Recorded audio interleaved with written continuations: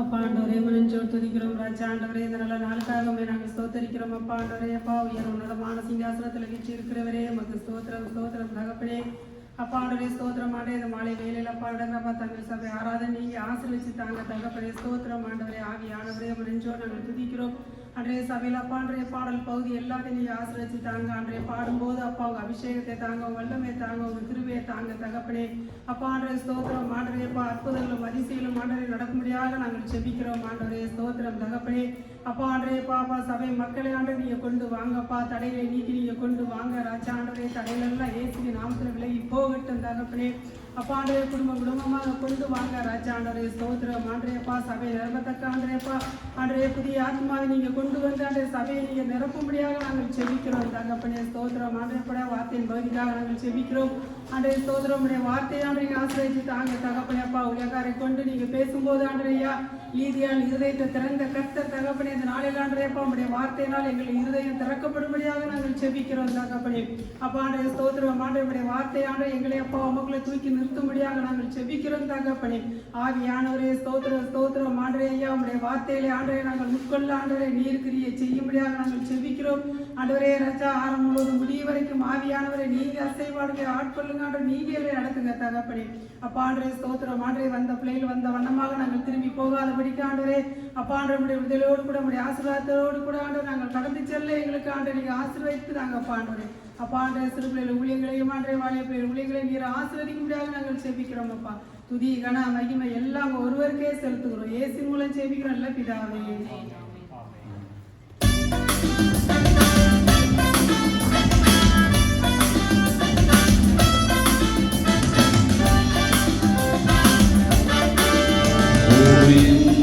உள்ளம் இயேசுவை பாடும் என்றென்றும் ஸ்தோத்தரிக்கும். அவர் செய்த நன்மைகள் யாவையும் சொல்லி என் உள்ளம் என்றும் போற்றும். இயேசுவை பாடும் என்றென்றும் ஸ்தோத்தரிக்கும். அவர் செய்த நன்மைகள் யாவையும் சொல்லி என் உள்ளம் என்றும் போற்றும்.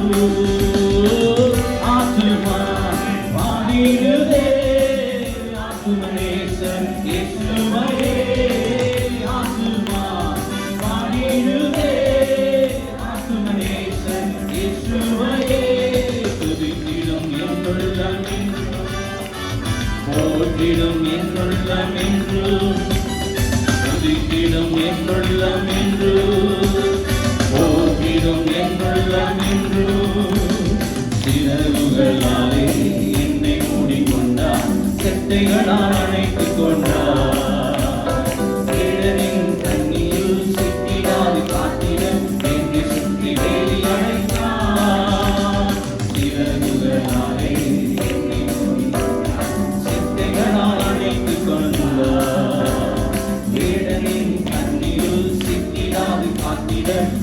சுற்றி வேலி அடைத்தார். ஆத்துமா பாடிடுதே ஆத்துமனேசர் இயேசுவையே. ஆத்துமா பாடிடுதே ஆத்துமனேசர் இயேசுவையே. துதித்திடும் என்னுள்ளம் என்று துதித்திடும் என்னுள்ளம் என்று துதித்திடும் என்னுள்ளம் என்று போற்றிடும் என்னுள்ளம் என்றும். தாழ்மையுள்ள உள்ளம் தேவன்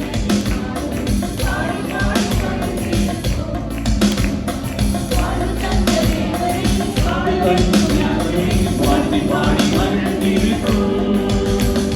தாழ்மையுள்ள உள்ளம் தேவனையே பாடி பாடி மகிழ்ந்திருக்கும். வாழ்வு தந்த தேவனை வாழ வைக்கும் ராஜனை வாழ்த்தி பாடி மகிழ்ந்திருக்கு.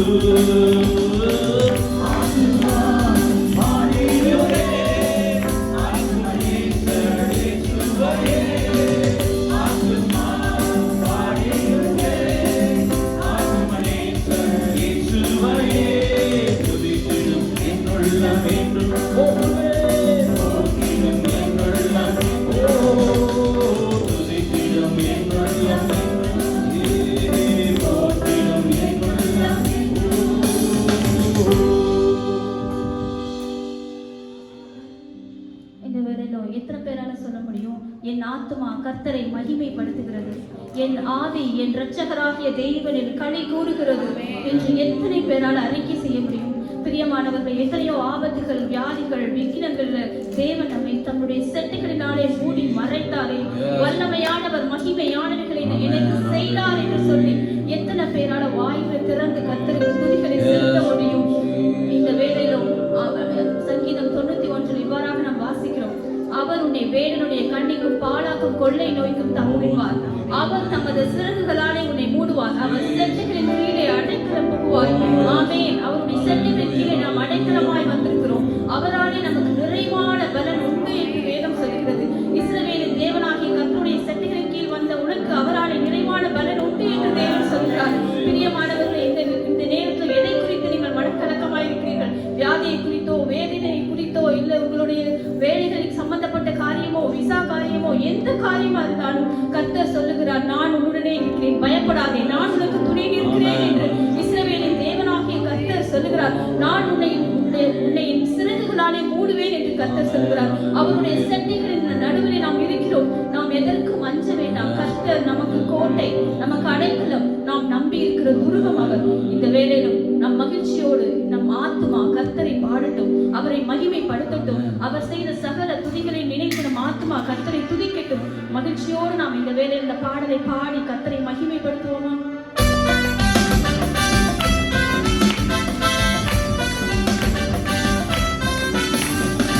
சிறகுகளாலே என்னை மூடிக்கொண்டார், செட்டைகளால் அணைத்துக் கொண்டார். வேடனின் கண்ணியில் சிக்கிடாது காத்திட என்னை சுற்றி வேலி அணைத்தார். சிறகுகளாலே என்னை மூடிக்கொண்டார், செட்டைகளால் அணைத்துக் கொண்டார். வேடனின் கண்ணியில் சிக்கிடாது காத்திட என்னை சுற்றி வேலி அணைத்தார். பாடிடுவே ஆத்துமனேசன் இயேசுவையே, ஆத்துமா பாடிடுவே ஆத்துமனேசன் இயேசுவையே. தூக்கிடும் என்னுள்ளம் என்று தூக்கிடும் என்னுள்ளம் என்று துதிப்பே துதிப்பே என்னுள்ளம் தூக்கிடும் என்னுள்ளம் என்று முகமுகமாக நேசரை காண்பேன் நித்தியமா மோட்ச வீட்டிலே. பாவங்களும் இல்லையே, பாரங்களும் இல்லையே, பரலோக ராஜ்யத்திலே. முகமுகமாக நேசரை காண்பேன் நித்தியமா மோட்ச வீட்டிலே. பாவங்களும் இல்லையே, பாரங்களும் இல்லையே, பரலோக ராஜ்யத்திலே. ஆத்துமா பாடட்டுமா, என் ஆத்மாவே அண்ணிக் கொண்டிருக்கிறதே, அவரை அண்ணிக் கொண்டிருக்கிறதே நலம் என்று வேதம் சொல்லுகிறது. ஓ பாடிடுவே ஆத்துமனேசன் இயேசுவையே, துதித்திடும் என்னுள்ளம் போற்றிடும் என்னுள்ளம் என்று துதித்திடும் என்னுள்ளம் என்று போற்றிடும் என்னுள்ளம் என்று. ஆத்துமா பாடிடுவே ஆத்துமனேசன் இயேசுவையே, ஆத்துமா பாடிடுவே ஆத்துமனேசன் இயேசுவையே. துதித்திடும் என்னுள்ளம் போற்றிடும் என்னுள்ளம் என்று துதித்திடும் என்னுள்ளம் என்று போற்றிடும் என்னுள்ளம் என்று. ஆத்துமா பாடிடுவே ஆத்துமனேசன் இயேசுவையே, ஆத்துமா பாடிடுவே ஆத்துமனேசன் இயேசுவையே. ஆத்துமா பாடிடுவே ஆத்துமனேசன் இயேசுவையே. துதித்திடும் என்னுள்ளம் போற்றிடும் என்னுள்ளம் என்று துதித்திடும் என்னுள்ளம் என்று போற்றிடும் என்னுள்ளம் என்று துதித்திடும் என்னுள்ளம் என்று போற்றிடும் என்னுள்ளம் என்று துதித்திடும் என்னுள்ளம் என்று போற்றிடும்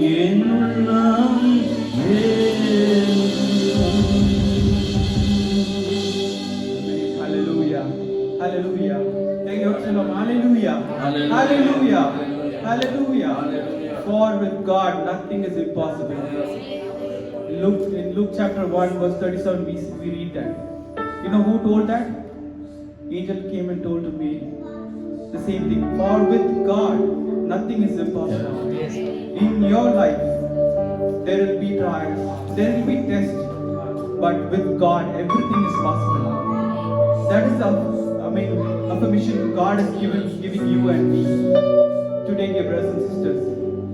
Whatever situation you are in, whatever test you are in, whatever trials you are in, God is telling you, I am with you. I will be with you. I will make you get deliverance in all these things, whatever you are facing. But one thing we need to understand, Holy Spirit is always with us. The same thing angel told, the Holy Spirit will come upon you and you will be conceived. If that can happen to a virgin lady, what else can happen to us? Can we think about our God who is so powerful, who is so wonderful, who is able to do each and everything in our life? But one thing we need to remember, that whatever trials or whatever tests He takes us through, the lesson what we are going to learn through that should be learned. We should learn it. It's not about எப்படியாச்சும் நான் இந்த இடத்துல இந்த பிரச்சனை விட்டு வெளியே வருவேன்னு கிடையாது. அன்றே நீங்க எனக்கு என்ன சொல்லி தரீங்க? What is that you're correcting me as a father chasing the son? Same thing God does to us because He loves you. He loves. The way He shows love is that. எப்படி நம்ம பிள்ளைகளுக்கு நம்ம ஆண்டோட அன்பை சொல்லி தரோம் அதே போல தானே. Can we sing the song? அன்றே உம்மால் கூடாத காரியம் ஒன்றுமே இல்லை. கூடுமே எல்லாம் கூடுமே. என் தேவனால் மாத்திரம் எல்லாம் கூடுமே.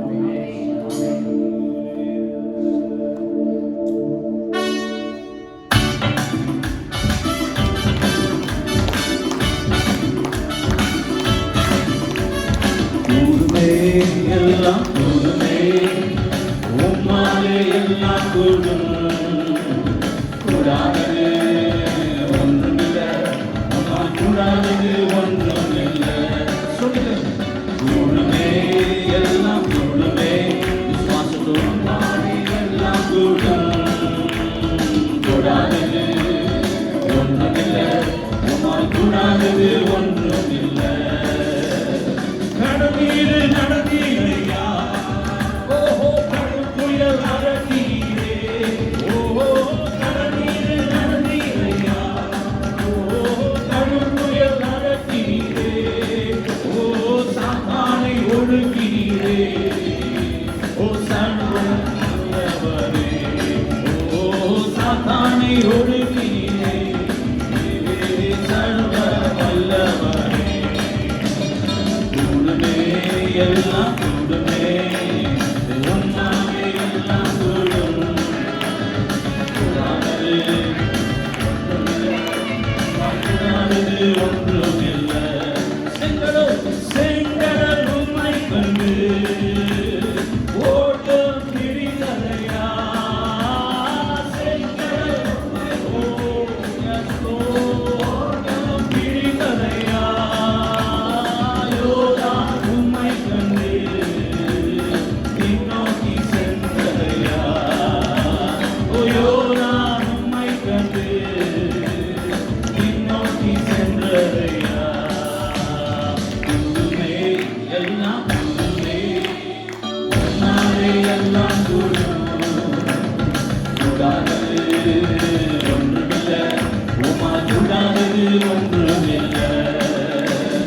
மதித்து உயிர்த்தீரையா, மரணத்தை ஜெயித்தீரையா. மதித்து உயிர்த்தீரையா, மரணத்தை ஜெயித்தீரையா. மறுபடி வருவீரையா, உருமாற்றம் தருவீரையா. மறுபடி வருவீரையா, உருமாற்றம் தருவீரையா. கூடுமே எல்லாம் கூடுமே, உம்மாலே எல்லாம் கூடும். கூடாதது ஒன்றுமில்லை,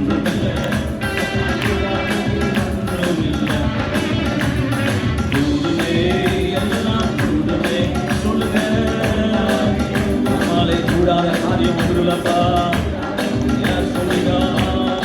உம்முடைய கைகள் உருகுமே. உம் நாமம் சொன்ன போதும் வேர்கள் ஓடுதையா. உம்முடைய நாமத்தில் அன்புள்ள கடவுளே, உம் பெயரால் கை நீட்டினார் நோய்கள் மறையுதையா. உம் பெயரால் நோய்கள் மறையுதையா.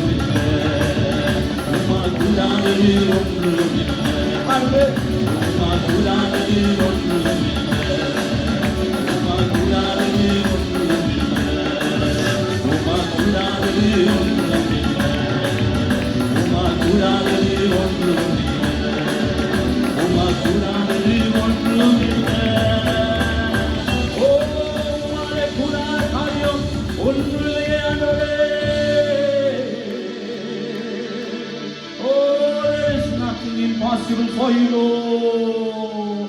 Hallelujah. Hallelujah. சத்தத்தை உயர்த்தி சொல்வோம். ஓ மாலே கூடாத காரியம் ஒண்ணுமில்லப்பா. ஓ hallelujah, hallelujah, hallelujah. எங்கள் நடுவில் வாசமாயிருக்கிறவரே, ஓ பெரிய காரியங்களை எங்கள் வாழ்வில் செய்கிறவரே, ஓ ஆராய்ந்து முடியாத பெரிய காரியங்களையும் எண்ணி முடியாத அதிசயங்களையும் செய்கிற நல்ல தகப்பன் நீரப்பா. ஓ ஹalleluya. கிரகிக்க முடியாத காரியங்களை செய்கிறீர். ஓ புத்தி கெட்டாத காரியங்கள் வாழ்வில் செய்கிறீர். ஓ எங்கள் புத்திக்கு அறிவுக்கு எட்டாத காரியங்கள் உயரங்களில் எங்களை கொண்டு போய் வைக்கிறீர் ஆண்டவரே. ஓ ஹalleluya. உம்முடைய அபிஷேகம் ஆண்டவரே, உம்முடைய அபிஷேக தைலம் எங்கள் வாழ்விலே ஆண்டவரே எங்கள் கொம்பை உயர்த்தத்தக்கதா இருக்கிறது ஆண்டவரே. ஓ ஹalleluya. எங்கெல்லாம் நாங்கள் வெட்டி தலை குனிந்தோமோ, எங்கெல்லாம் எங்களுடைய தலையை தொங்க போட்டு நடந்தோமோ, அங்கெல்லாம் எங்கள் தலையை எங்கள் கொம்பை உயர்த்தி ஆண்டவரை நடக்க பண்ணுகிற தேவன் அல்லவா. எங்கள் எதிரிகளுக்கு முன்பாய் நீர் எங்களுக்கு ஒரு பந்தியை ஆயத்தப்படுத்துகிறீர் அல்லவா. ஓ எங்கள் தலையை என்னையாலே அபிஷேகம் பண்ணுகிறவரே. ஓ எங்கள் பாத்திரங்களை நிரம்பி வழிய செய்யுங்கப்பா. ரெண்டு கரங்களை வானத்துக்கு நேராக உயர்த்தி, Lord fill me, oh God, என் பாத்திரத்தை நிரம்பி வழிய செய்யும் ஆண்டவரே. ஓ என் பாத்திரத்தை நிரம்பி வழிய செய்யும். ஓ நிரம்பி வழிய செய்யும். அநேகருக்கு ஆசீர்வாதமான பாத்திரமாய் என்னை மாற்றும். ஓ விசுவாசியே நீ பாடுறாதே, விசுவாசியே நீ கலங்காதே, விசுவாசியே நீ பாடுறாதே.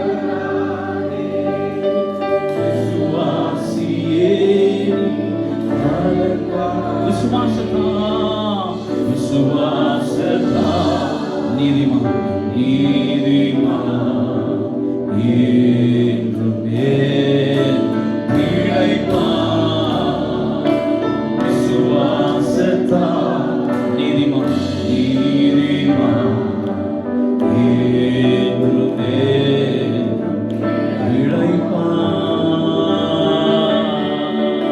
நம்ம பாடின பாட்டை போல கூடுமே எல்லாம் கூட ஆண்டவரே. விசுவாசமே இந்த உலகத்தை ஜெயிக்கிற ஜெயம் என்று வேதம் சொல்லுகிறது. That's the weapon God has given to you and me. விசுவாசம் என்னும் ஆயுதம். அதை கரத்தில் ஏந்தினவர்களா எதிராக வருகிற கோலியாத்தை பார்த்து பயப்பட வேண்டியதில்லை. ஒருவேளை நீங்க பயந்து போய் இந்த மாலையில் வந்திருக்கிறீங்களா? பதறி போய் வாழ்க்கையில் வந்திருக்கிறீங்களா? பதற்றமான சூழ்நிலை வழியாய் கடந்து போயிட்டு இருக்கிறீங்களா? நியூஸை பார்த்தா பதற்றமா இருக்குதா? காரியங்கள் உங்களை சுற்றி நடக்கிற காரியங்களை பார்க்கும்போது பயமா இருக்குதா? வேதம் சொல்லுகிறது, உன் வல பக்கத்துல 1000 பேரும் உன் இடப்புறத்துல 10000 பேரும் விழுந்தாலும் அது உன் அணுகாது. அதுவே நமக்கு தந்திருக்கிற சுதந்திரம். அவர் நமக்கு நிழலா இருக்கிறதுனால, உன்னதமானவரின் நிழலில் நான் தங்கி இருக்கிறதுனால, அவருடைய அடைக்கலத்துக்குள்ள நான் இருக்கிறதுனால, நீதிமான் அவருடைய நாமம் என்னும் அடைக்கலத்துக்குள்ள இருப்பதனால அவன் சுகமாய் தங்கி இருப்பான் என்று வேதம் சொல்லுகிறது. நான் சுகமாய் தங்கி இருப்பேன். அவருடைய நாமம் எனக்கு புகலிடம். நான் பதறும் போதெல்லாம் அவருடைய நாமம் என்கிற அடைக்கலத்துக்குள்ள ஓடி விடுவேன். பதற மாட்டேன், பயப்பட மாட்டேன், பயப்பட மாட்டேன். ஆண்டவர் பார்த்து சொல்லுங்க, ஆண்டவரே நான் என்னமா பயப்பட மாட்டேன். என் வாழ்க்கை சூழ்நிலைகள் நான் பயப்பட மாட்டேன். உம்மை உறுதியாய் பற்றி கொள்கிற மனதை உடையவன், உண்மையே நம்பி இருக்கிற பையன், நீர் அவனை பூரண சமாதானத்துடன் காத்துக் கொள்வீர் என்று வாசிக்கிறோமே. உம்முடைய பூரண சமாதானங்கள் இருதயங்களை ஆழ்வதாகப்பா.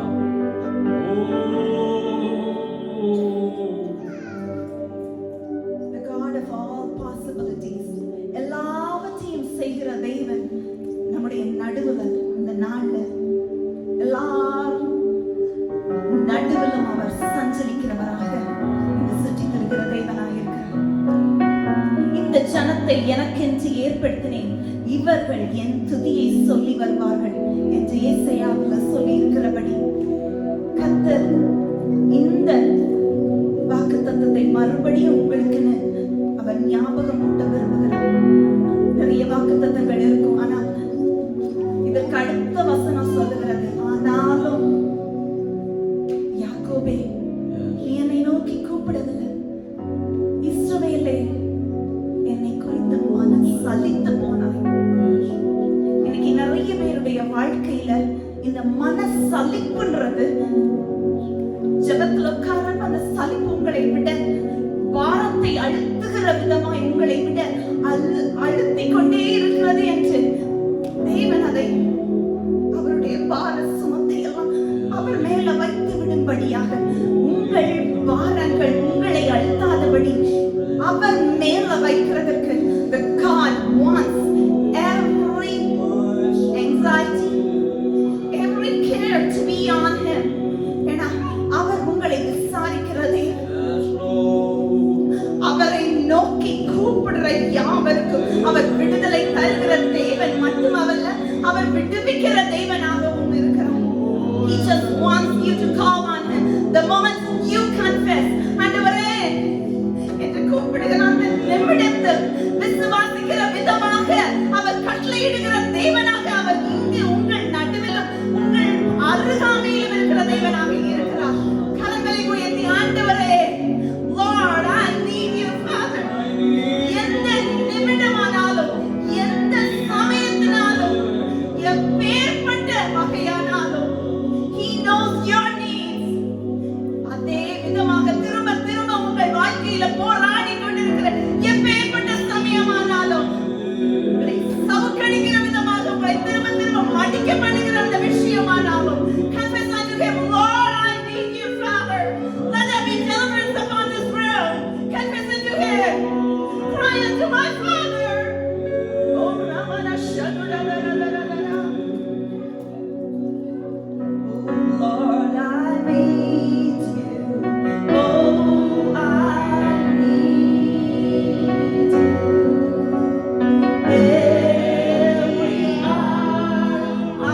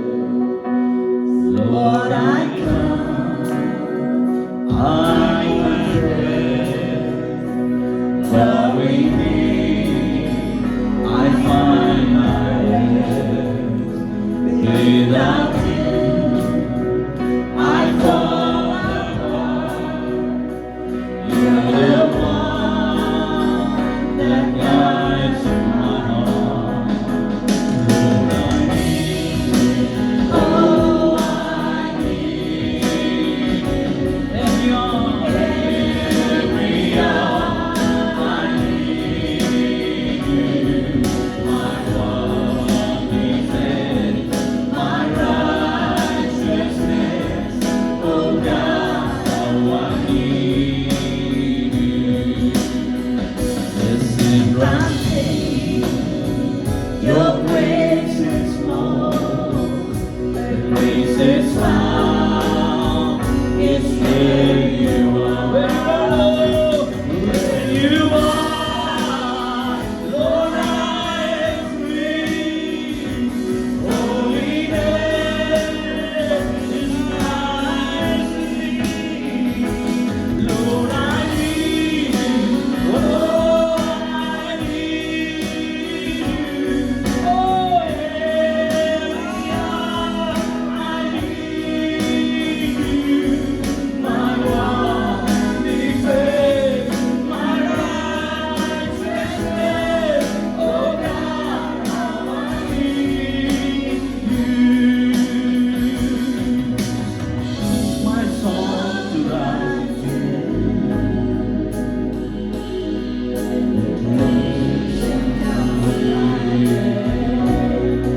and I'm stand up for you. Jesus, you're my hope and stay. So teach my song to rise to you. When temptation comes my way, when I cannot sit, when I cannot fall on you. Jesus, you're my hope and stay. Sing it out, Lord, I need you. Oh, I need you. I need my one defense, my righteousness. Oh, God, how I need. Oh, sing it again. Lord, I need you. Oh, I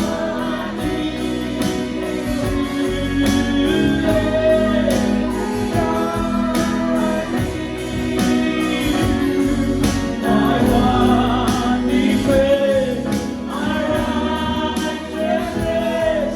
Oh, God, how I need you.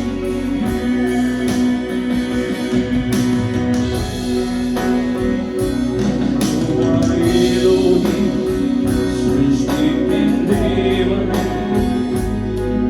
नी मात्रम पोदुम அவரை பார்த்து சொல்லுங்க நீ மாத்திரம் போதும் ஆண்டவரே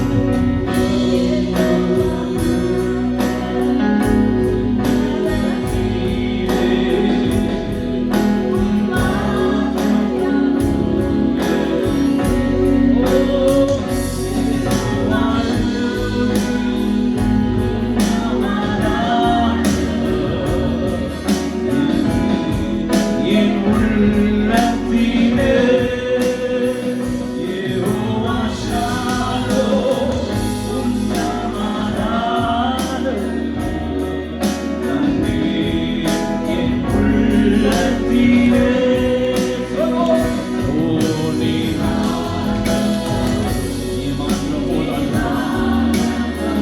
இதெல்லாம் தேவையில்லப்பா ஓ இந்த உலகத்துள்ள போனோம் போனோம் நீ மாத்திரமே நீ You are more precious, O Lord. Precious and super gold.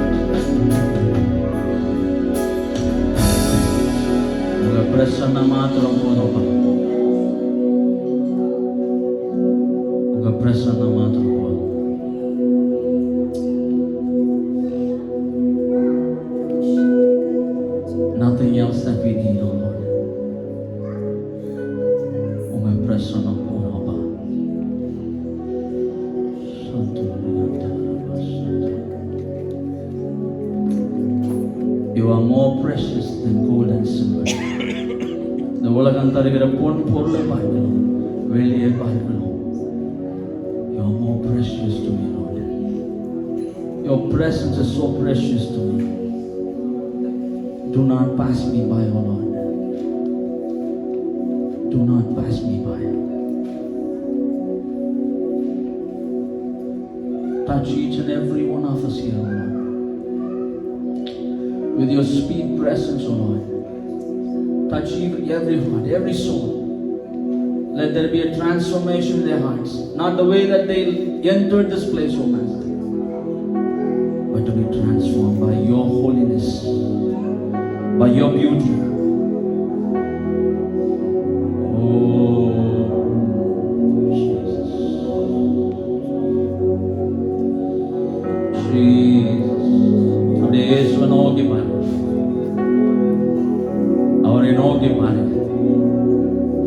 அவருடைய முகத்தை நோக்கி பாரு. ஓ ரபா பாபா ஷாகதரியா தோலரோ ஷாத்ரே சிரா தோலரோ பியா தோலரோ ஷாத்ரே. ஓ நிகந்தலரோ. Let there be a healing presence.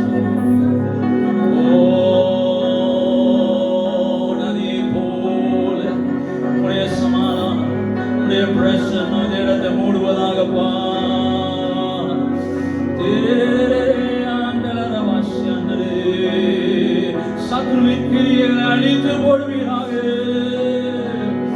Oh, every work of the enemy, oh Lord, let it be thwarted in your name. உம்முடைய நாமத்தினாலே.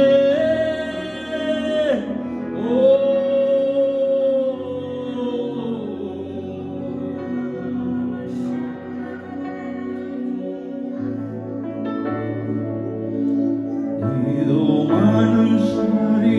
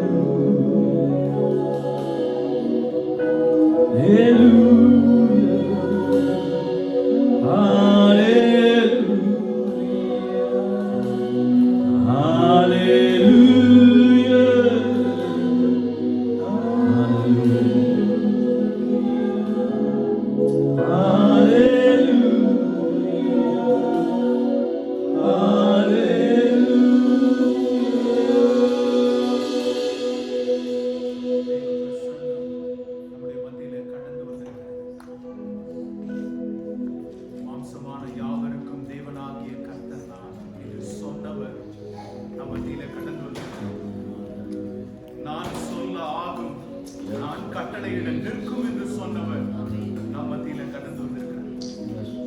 என் ஜனங்களை இஸ்ரவேலை ஆசீர்வதிப்பதே எனக்கு பிரியமான காரியம் என்று சொன்ன தேவன் நம் மத்தியில கடந்து வந்திருக்கிறார். அவருடைய பிரசன்னத்தை உணர்கிறோமா? ஓஹோ, இந்த இடத்திலே தேவன் இருக்கிறார் என்று அறியாது இருந்தேனே என்று யாக்கோபு அங்கலாய்க்கிறார். அவருடைய பிரசன்னத்தை உணராத படிக்கு, அவருடைய பிரசன்னத்தை நாம் ரசித்து ருசித்து அதை புசிக்காத படிக்கு நம்முடைய வாழ்க்கையில, நம்முடைய குடும்ப, நம்முடைய சிந்தைகளில, செயல்களில எதுவும் நம்ம தடுத்து நிறுத்துகிறதா? அவரை நோக்கி பார்ப்போமா? நாம பாடினது போல, holiness is Christ in me, Lord. என்னுடைய சொந்த சுய பரிசுத்தத்தை ஆண்டவரே இந்த நேரத்தில் நான் உதறி போடுகிறேன் ஐயா. பரிசுத்தமானவர் எனக்குள்ள வரும் பொழுது நான் பரிசுத்தத்தில் அவரை தரிசிப்பேன். தகப்பனே, உம்முடைய பிரசன்னத்திற்காக ஸ்தோத்திரம். யாக்கோபை மாற்றின உம்முடைய பிரசன்னம், இஸ்ரவேலின் எதிர்காலத்தை மாற்றின உம்முடைய பிரசன்னம், எத்தனாய் இருந்தவனை இஸ்ரவேலாய் மாற்றின உம்முடைய பிரசன்னம் இன்று எங்கள் ஒவ்வொருவரையும் மாற்றுவதாக. அப்பா, நீர் நேற்றும் இன்றும் என்றும் மாறாதவர். நாங்க எவ்வளவோ மாற வேண்டியது இருக்கிறதேப்பா. உடைய பிரசன்னத்தினால, அதன் வல்லமையினால, அதன் அபிஷேகத்தினால நீர் அதை செய்து முடிக்கும்படிக்காய் உடைய கரத்துல தாழ்த்தி ஒப்பு கொடுக்கணும். மீதமுள்ள வேலையை நீர் பொறுப்பெடுத்துக் கொள்ளும். இயேசுவின் நாமத்திலே ஜெபிக்கிறோம் ஜீவனுள்ள நல்ல பிதாவே. ஆமென், ஆமென், ஆமென். கர்த்தருடைய நாமம் பரிசுத்தமாக. Welcome you all in the name of Jesus Christ. In the varam, we don't have any special prayer or meeting. In the varam, birthdays and annuals celebrate Pratavi. You can come forward. Pastor will pray for you. February 9th to February 15th. Check. கிருபையுள்ள நல்ல ஆண்டவரே, இந்த நாளுக்காய் உமக்கு ஸ்தோத்திரம், நன்றி, ஆராதனை ஆண்டவரே. அப்பா கர்த்தர், நீர் சகல தடைகளையும் நீக்கி ஆண்டவரே ஒரு அதிசயமாய் கொடுத்த அந்த மகளுக்காய் நாங்கள் நன்றி செலுத்துகிறோம் ஆண்டவரே. கர்த்தாவே, நீர் வருஷத்தை நன்மையினால் முடிசூட்டுகிற தேவன் நீர் ஆண்டவரே. நீர் சாமுவேலை கூப்பிட்டு அழைத்த பொழுது அவன் இன்னும் உம்முடைய நாமத்தை அறியாதிருந்தான், உம்முடைய வசனத்தை அறியாதிருந்தான் என்று வேதம் எங்களுக்கு சொல்லுகிறது. நாங்க சொல்லுகிறது எவ்வளவுக்கு இந்த குழந்தைக்கு புரிகிறதோ இல்லையோ, நாங்க ஜெபிக்கிறது புரிகிறதோ இல்லையோ, தகப்பனே ஆவியானவர் நீர் இருதயத்துல பேசும்படிக்காய் ஜெபிக்கிறோம். உங்கள் இருதயமாகிய கற்பலகைகளிலே என் வசனத்தை நான் எழுதுவேன் என்று சொன்னீங்களே ஆண்டவரே. மனுஷனுடைய வார்த்தைகளை கேட்கிறதற்கு முன்பாய் தேவ சத்தத்தை கேட்கிற மகளாய் மகள் எழும்பி வளர பிரகாசிக்க கர்த்தர் நீர் கிருபை கொடுங்க ஆண்டவரே. இந்த உலகத்துல பிரகாசிக்கிறது மாத்திரமல்ல, அந்த பிரகாசத்திற்கு அந்த மகிமைக்கு ஆண்டவரே, உம்முடைய மகிமைக்கு இந்த உலகத்தை ஈர்க்கிற ஒரு மகளாய் கர்த்தர் நீர் நடத்துவீராக தகப்பனே.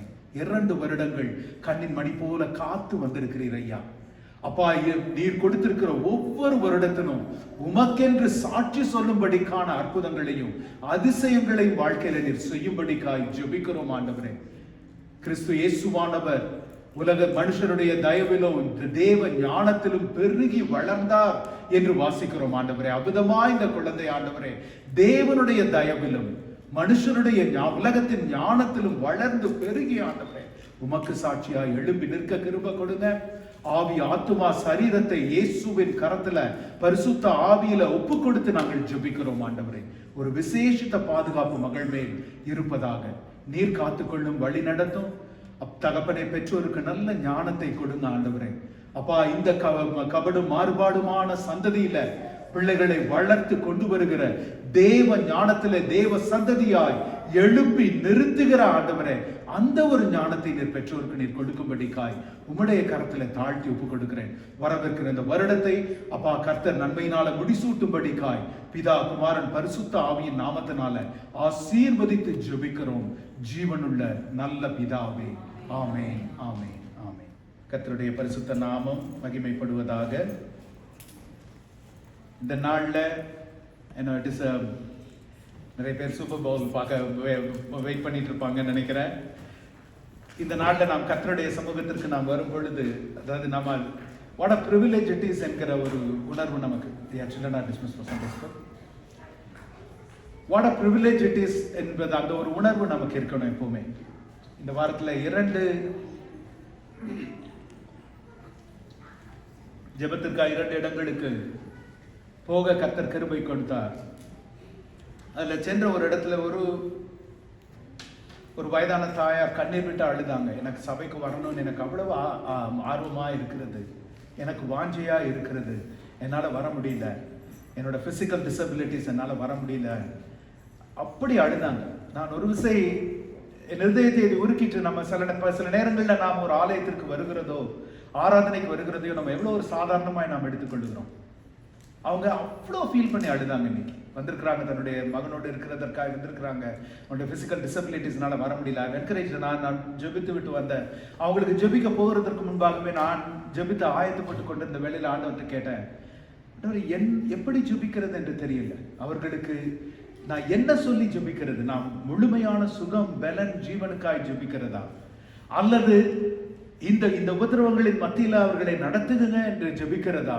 இன்றைக்கு நம்ம ஆராதனையில பாடும் பொழுது அந்த ஒரு லைன் வந்தது பாருங்க, என்னுடைய நாமத்தினால என்ன நடக்கும்ன்றது நமக்கு தெரியாது, அது நம்ம கையில இல்லை, நமக்கு தேவையும் இல்லை, அவருடைய நாமத்தினால. அப்ப நான் அவங்களுக்காக என் ஆவியில நான் ரொம்ப வேதனைப்பட்டு நான் எப்படி ஜெபிக்கிறது என்று நான் ஜெபித்துக் கொண்டிருந்த பொழுது ஆவியானவர் அதான் சொன்னார், ஒரு காரியத்தை நினைவுபடுத்தினார்.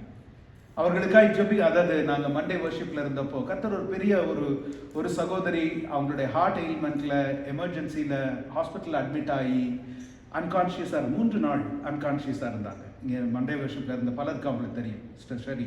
ஸோ 3 நாள் அன்கான்ஷியஸா இருந்தாங்க. ஸோ எல்லாரும் ஜெபித்து கொண்டிருந்தாங்க.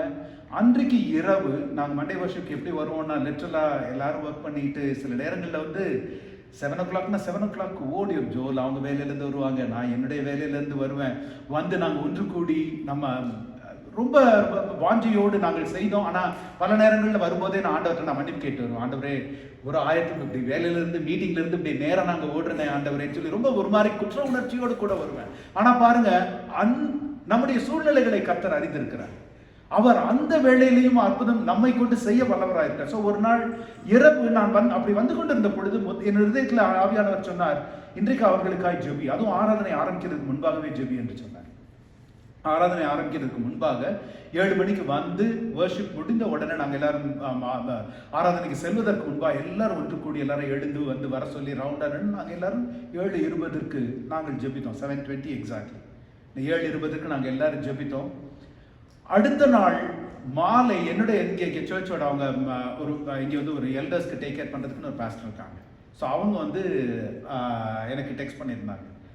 3 நாட்களுக்கு அப்புறம் அவங்க இப்போ தான் கண் வெடித்தார்கள். டாக்டர்ஸ்க்கே தெரியல அவங்களுக்கு என்ன சொல்றது, ஏன் அவங்க அன்கான்ஷியஸாக போனாங்கன்னு சொல்ல முடியல, ஏன் அவர்கள் விழித்தார்கள் என்று சொல்ல முடியல. ஆனால் பிரைஸ் காட், ஐ நோ நீங்கள்லாம் மண்டே வர்ஷிப்பில் ரொம்ப ப்ரே பண்ணிட்டு இருக்கீங்கன்னு தெரியும் நான் என்று சொன்னார்.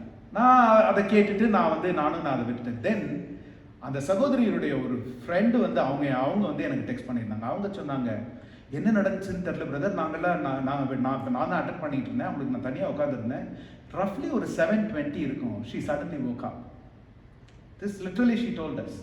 நாங்கள் ஜெபித்து முடித்த அதே வேளையில் நான் அந்த காரியத்தை ஆவியானவர் எனக்கு நினைவுபடுத்தினார். நீ என்ன திட்டமிட்டு உபவாசம் இருந்து நீ ஆயத்தப்பட்டு நீ வந்து ஜெபிச்சிங்களா அன்னைக்கு? நீங்க இல்லை, நான் நினைத்த காரியம் ஒன்றும் குறைவுபடாது. என் நாமத்தினால என் கரத்தை நீட்டி நீ ஜெபி, உன் வேலை ஜெபிக்க வேண்டியதான். நீ வந்து இதுக்கு எப்படி ஜெபிக்கிறது, ஏன் ஜெபிக்கிறது, இது சரியாகுமா சரியாகாதா, சுகமாகுமா சுகமாகாதா, அதெல்லாம் நீ குழப்பிக்காது. That's none of your business. அது என் சித்தம், அது என் ஞானம் என்று. உண்மையிலே ஒரு 2 இடங்களுக்கு இந்த வாரம் செல்ல கர்த்தர் அழைத்திருந்தார். அதுவும் 2மே அன்எக்ஸ்பெக்டட் சடன் இன்வைட்ஸ். ஆனால் 2 இடத்துலையுமே கர்த்தர் அற்புதமாய் தேவைகளை சந்தித்தார். அதனால நாம் தேவனுடைய சமூகத்திற்கு வரும் பொழுது நமக்கு இருக்க வேண்டிய ஒரே சிந்தை, அவருடைய பிரசன்னத்திற்குள்ளே நாம் வருகிறோம், அதே மாதிரி அவருடைய பிரசன்னத்தை நாம் சுமந்து செல்லுகிறோம். அந்த பிரசன்னத்தை உணர்கிற உணர்வுள்ள இருதயம் நமக்கு வருமானால் நமக்கு பயமோ நடுக்கமோ கேள்விகளோ சந்தேகங்களோ வராது. அதனால இந்த நாள் இந்த மாலை வேளையில ஆவியானவர் நம்மோடு ஆராதனை வேளையில இடைப்பட்டிருக்கிறார். இப்போது நம்ம கர்த்தருடைய வசனத்துக்கு நாம் செவி கொடுத்து நாம் அவருடைய வசனத்தை மன்னாவை நாம் புசிக்கும்படிக்காய் கடந்து செல்வோம். சகோதரி ஷர்லின் இந்த மாலை வேளையில வசனத்தை வாசிக்கும்படிக்காய் அழைக்கிறேன். ஒரு சிறிய பகுதி தான் நாம் தியானிக்க போகிறோம். நம்முடைய அந்த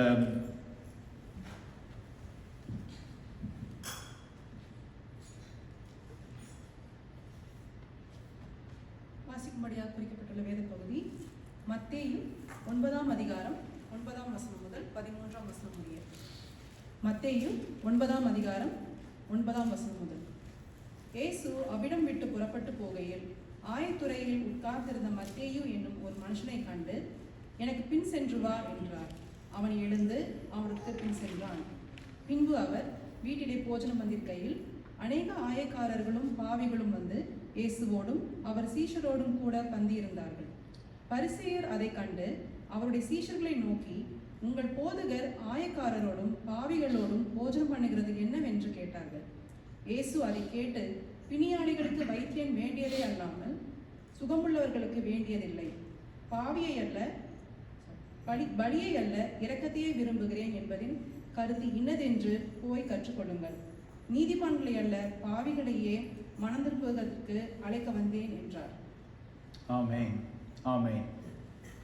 ஸோ நான் அந்த அனுபவத்தை எதற்காக நான் முதலில் பகிர்ந்து கொண்டேன் என்றால், பல நேரங்களில் நம்முடைய சுயத்தை குறித்ததான சிந்தைகள் நமக்கு ரொம்ப மேலிடுகிறது. அதே மாதிரி ஒரு சில காரியங்கள் நடக்காமல் போகிற போதும் நமக்கு என்ன முதல் சிந்தை வருதுன்னா, நான் ஒருவேளை சரியா ஆயத்தப்படலையோ, நான் ஒருவேளை சரியா ஜெபிக்கலையோ, நான் ஏதோ தப்பு செஞ்சு நம்ம பல நேரங்கள்ல நம்முடைய ஜெபத்தினுடைய பதில் ஏன் வருகிறது என்கிறதற்கும் சரி, ஏன் தாமதமாகிறது என்கிறதற்கும் சரி, நாமளாக சில அர்த்தங்களை நாம் கற்பிக்க நாம முயற்சி செய்கிறோம் பல நேரங்களில். இவங்க பிரதர் ஒருத்தருங்க வந்திருந்தப்போ, கெஸ்ட் ப்ரீச்சர் வந்திருந்தப்போ அவங்க சொன்னாங்க, அவங்க வேடிக்கையா சொன்னாங்க, நான் ஆஸ்டின் வரதுக்கு முன்னாடி தான் சாத்தான்ட்ட பேசினேன். அவன் சொல்றான் 6 மாசமா நான் அந்த பக்கம் போகவே இல்லை, எல்லாரும் என் மேலேயே பழிய போட்டுட்டு இருக்காங்க அந்த ஊர்ல இருந்து என்று சொன்னார். அவர் வேடிக்கையா சொன்னாலும் உண்மை அதான். நம்ம வந்து ஏதாவது ஒண்ணுன்னா சாத்தான் தான் அப்படி பண்ணிட்டான், எனக்கு இப்படி ஒரு சோதனை வந்துருச்சு, அப்படி ஒரு சாத்தான் சோதிக்கிற அளவு நம்ம அந்த நிலைமையில நம்ம இருந்தோம்னு வச்சுக்கோங்க, உண்மையிலே நம்ம விசுவாசத்துல ஆழமா நிக்கிறோம்னு அர்த்தம். சந்தோஷப்படணும் அதுக்காக நம்ம. ஏன்னா இயேசுவுக்காய் நிற்கும் பொழுது கண்டிப்பா அவன் எதிர்த்து வருவான். ஸோ அதனால நம்ம எவ்வளோ நம்ம ஜபித்தாலும் ஆண்டவர் நமக்கு கற்றுக் கொடுத்து கொண்டே இருக்கிறார் என்பதற்கு இந்த வாரத்தில் என்னுடைய அனுபவம் ஒரு உதாரணம். நமக்கு தெரியாதது இல்லை காரியங்களை போய் நம்ம போய் ஜபிக்கிறதுனால காரியம் நம்ம ஒன்றும் செய்யறது இல்லை, செய்கிறவர் அவர். ஆனாலும் பாருங்க, கேட்ட உடனே ஐயோ அந்த சூழ்நிலைகளை குறித்ததான குழப்பம் எப்படி ஜபிக்கிறதுக்கு இருக்கு. இது ஒரு ஃபார் எக்ஸாம்பிள் ஒரு டெர்மினல் இல்னஸ்க்கு ஜபிக்க போறோம்னு வச்சுக்கோங்க. இது டெர்மினல் இல்னஸ் ஆச்சே, ஐயோ இது இவங்க வயது மூத்தவர்களாச்சே, அல்லது இது கைவிடப்பட்ட கேஸ் ஆயிடுச்சு. நம்ம இதெல்லாம் தான் யோசிக்கிறோமே தவிர நம்முடைய தேவன் இவை எல்லாவற்றிற்கும் மேலானவர் என்பது மறந்து போகிறது. ஹல்லேலூயா. அவர் சகலத்திற்கும் மேலானவர். அவர் சொல்ல ஆகும், அவர் கட்டளையிட நிற்கும். அதை நம்ம திரும்ப திரும்ப திரும்ப நமக்கு நினைவூட்டிக் கொள்ளணும். அது நம்ம தாவீதுகிட்ட இருந்து கற்றுக்கொள்ளுகிற பெரிய பாடம். தாவீது எழுதின சங்கீதம் பாதி சங்கீதம் அவனுக்கு தானே எழுதிக்கிட்டது. ஏன்னா காட்டுல யார்கிட்ட போய் பாடுவாரு யோசிச்சு பாருங்க. காட்டுல போய் யார்கிட்ட போய் அவர் பாடுவாரு, யார்கிட்ட சொல்லுவாரு? நம்ம தாவீதின் சங்கீதம் இல்ல, ஆனா 103 யோசிச்சு பாருங்க. என் ஆத்துமாவே கர்த்தரை நோக்கி ஸ்தோத்திரி. சங்கீதக்காரன் தன் ஆத்துமாவுக்கே சொல்லிக் கொடுங்க, மறந்துடாத. செய்கிற காரியங்களை செய்கிறவர்லாம் அவர் செய்த நன்மைகளை நீ மறந்து விடாதே. என் ஆத்துமாவே கர்த்தரை நோக்கி காத்திரு. நம்முடைய வாழ்க்கையில் நாம் அவ்விதமாய் நிற்கும் பொழுது இம்பாசிபிள் பிகம் பாசிபிள். இன்றைக்கு மத்தேயுவை குறித்து மத்தேயுவை தேவன் அழைக்கிறார். மத்தேயுக்கு 2 பெயர்கள் உண்டு வேதத்தில். He is called Matthew and இன்னொரு பெயர் என்ன அவருக்கு? There's another name for Matthew. Levi. He is also called the Levi in the Bible. மத்தேயு தன்னை லீவை என்று அழைத்துக் கொள்ளாவிட்டாலும் லூக்கா, மார்க் 2 பேருமே மத்தேயுவை லீவை என்று அடையாளப்படுத்திக் கொள்கிறார்கள். சரியா? மத்தேயுடைய சுவிசேஷம் நம்ம எல்லாருக்கும் நல்லா தெரியும் இல்லையா? ஆனா மத்தேயுவை பற்றி அந்த மத்தேயு சுவிசேஷத்துல எவ்வளவு இருக்கு? ரொம்ப சொற்பமே. அவர் சுயசரிதை எழுதல. நான் யாரு, நான் எப்படிப்பட்ட பேக்ரவுண்ட்ல இருந்து வந்தேன், நான் எவ்வளவு மோசமா இருந்தேன், நான் எப்படி இன்றைக்கு பல நேரங்களில் நாம் சாட்சி கொடுக்க வரும் பொழுது சில நேரங்களில் கேட்டீங்கன்னா அவங்க எவ்வளவு மோசமா இருந்தாங்கன்றது 90% இருக்கும், கர்த்தர் என்ன செய்தார்ன்றது 10% இருக்கும். அப்படி அல்ல. மத்தேயு பாருங்க, தன்னை குறித்து அவர் அதில் சொல்ல போனோம், அவரை பற்றி ஒரு முழுமையான ஒரு டீடைல்ஸ் கூட கிடையாது. மத்தேயுடைய சகோதரர் he is also a disciple. தெரியுமா? யாருக்கு தெரியுமா மத்தேயுடைய சகோதரர் டிசைபிள்ஸ்ல? James the less. he is called James the Less. 2 பேருமே அல்பேயும் இதை கூட அவர் ஐடென்டிஃபை பண்ணுகிறது கிடையாது. நாம் வேதத்துல மற்ற காஸ்பல்ஸ்ல இருந்து நாம் ஐடென்டிஃபை பண்றோம். son of Alphaeus indicate James the Less and Matthew the Levi were brothers actually. அதாவது ஜி கேம்பல் மார்கன் அவர் என்ன சொல்றாருன்னா, அவருடைய லேவி என்கிற பெயரை மத்தேயு என்று மாற்றினது ஒருவேளை இயேசுவாய் இருக்கக்கூடும். வேதத்தில் அதற்கு எந்த சாட்சிகளும் இல்லை. ஆனா வேத ஆராய்ச்சியாளர் G Campbell Morgan he strongly believes யாக்கோபை இஸ்ரவேலாய் மாற்றின தேவன் லேவியை மத்தேயுவாக மாற்றினார் என்று அவர் தான் எழுதும்போது எழுதுகிறார். அதாவது the most unexpected call in a man's life. நம்ம சொன்ன மாதிரி most unexpected healing, most unexpected miracle, most unexpected எல்லாம் அபுதமாய் சொல்ல போனா the most unexpected call that changed his life. எந்த அளவுக்குன்னா, can anything good come from Nazareth? நாசரேத்திலிருந்து நன்மையானது எதுவும் வர முடியுமா என்று கேட்கிற மாதிரி ஒரு டாக்ஸ் கலெக்டர்கிட்ட இருந்து ஏதாவது நன்மையானது வர முடியுமா? இப்ப உங்க மெயில்ல சடனா ஐஆர்எஸ்ல இருந்து ஒரு லெட்டர் வந்திருக்குன்னா எவ்வளவு பேர் சந்தோஷமா ஐஆர்எஸ்ல இருந்து லெட்டர் வந்திருக்கு நான் போய் பார்க்கறேன் எத்தனை பேர் போவீங்க? ரீஃபண்ட் மெயில்ல வந்த காலங்கள் அந்த காலங்கள். இப்ப எல்லாமே டைரக்ட் டெபாசிட் தான் இல்லையா? அதனால அது மெயில்ல செக்காலாம் வரதில்லை.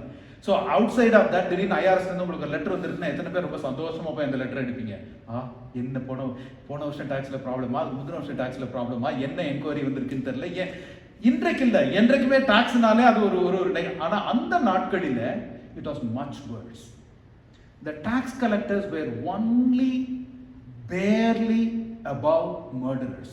கொலைகாரர்களுக்கு ஒரு சின்ன துளி வரி வசூலிக்கிறவங்க மேல, அவ்வளவுதான் அவங்களுடைய ரெகக்னிஷன். அதுதான் அப்படிப்பட்ட ஒரு ஒரு ஒரு டாக்ஸ் கலெக்டர் கேன் அவர் ஒரு சீஷராக முடியுமா? கொலைகாரன் ஒரு சீஷனாக முடியுமா? ஆல்மோஸ்ட் கொலைகாரன், அவனோட கொஞ்சம் பரவாயில்ல ஒரு வரி வசூலிக்கிறவன் என்பவன், அவன் சீஷனாக முடியுமா? அவனை மெஸ்ஸியா அழைக்க முடியுமா?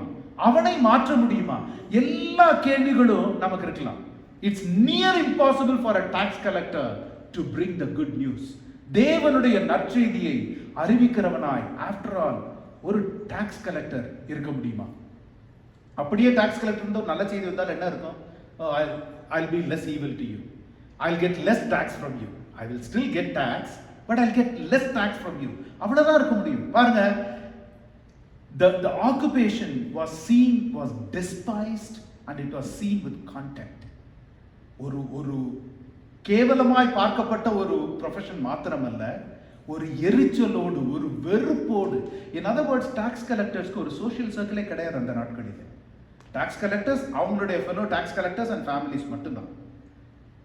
அவங்க அவ்விதமான வெறுக்கப்பட்ட சூழ்நிலைகள்ல யூதர்கள் அவங்களை எப்படி பார்த்தாங்க தெரியுமா? they were traitors literally. காட்டி கொடுக்கிறவர்கள், நம்பத்தகாதவர்கள், குடும்பத்துல சேர்த்து கொள்ளாதவர்கள், அப்படிதான் டாக்ஸ் கலெக்டர். ஸோ இந்த வைட்டாலிட்டி ஆஃப் திஸ் நமக்கு பல நேரங்கள் காரணம் என்னன்னா, first of all they work for a pagan government. ஒரு ரோம சாம்ராஜ்யத்திற்காக வேலை செய்கிறவங்க.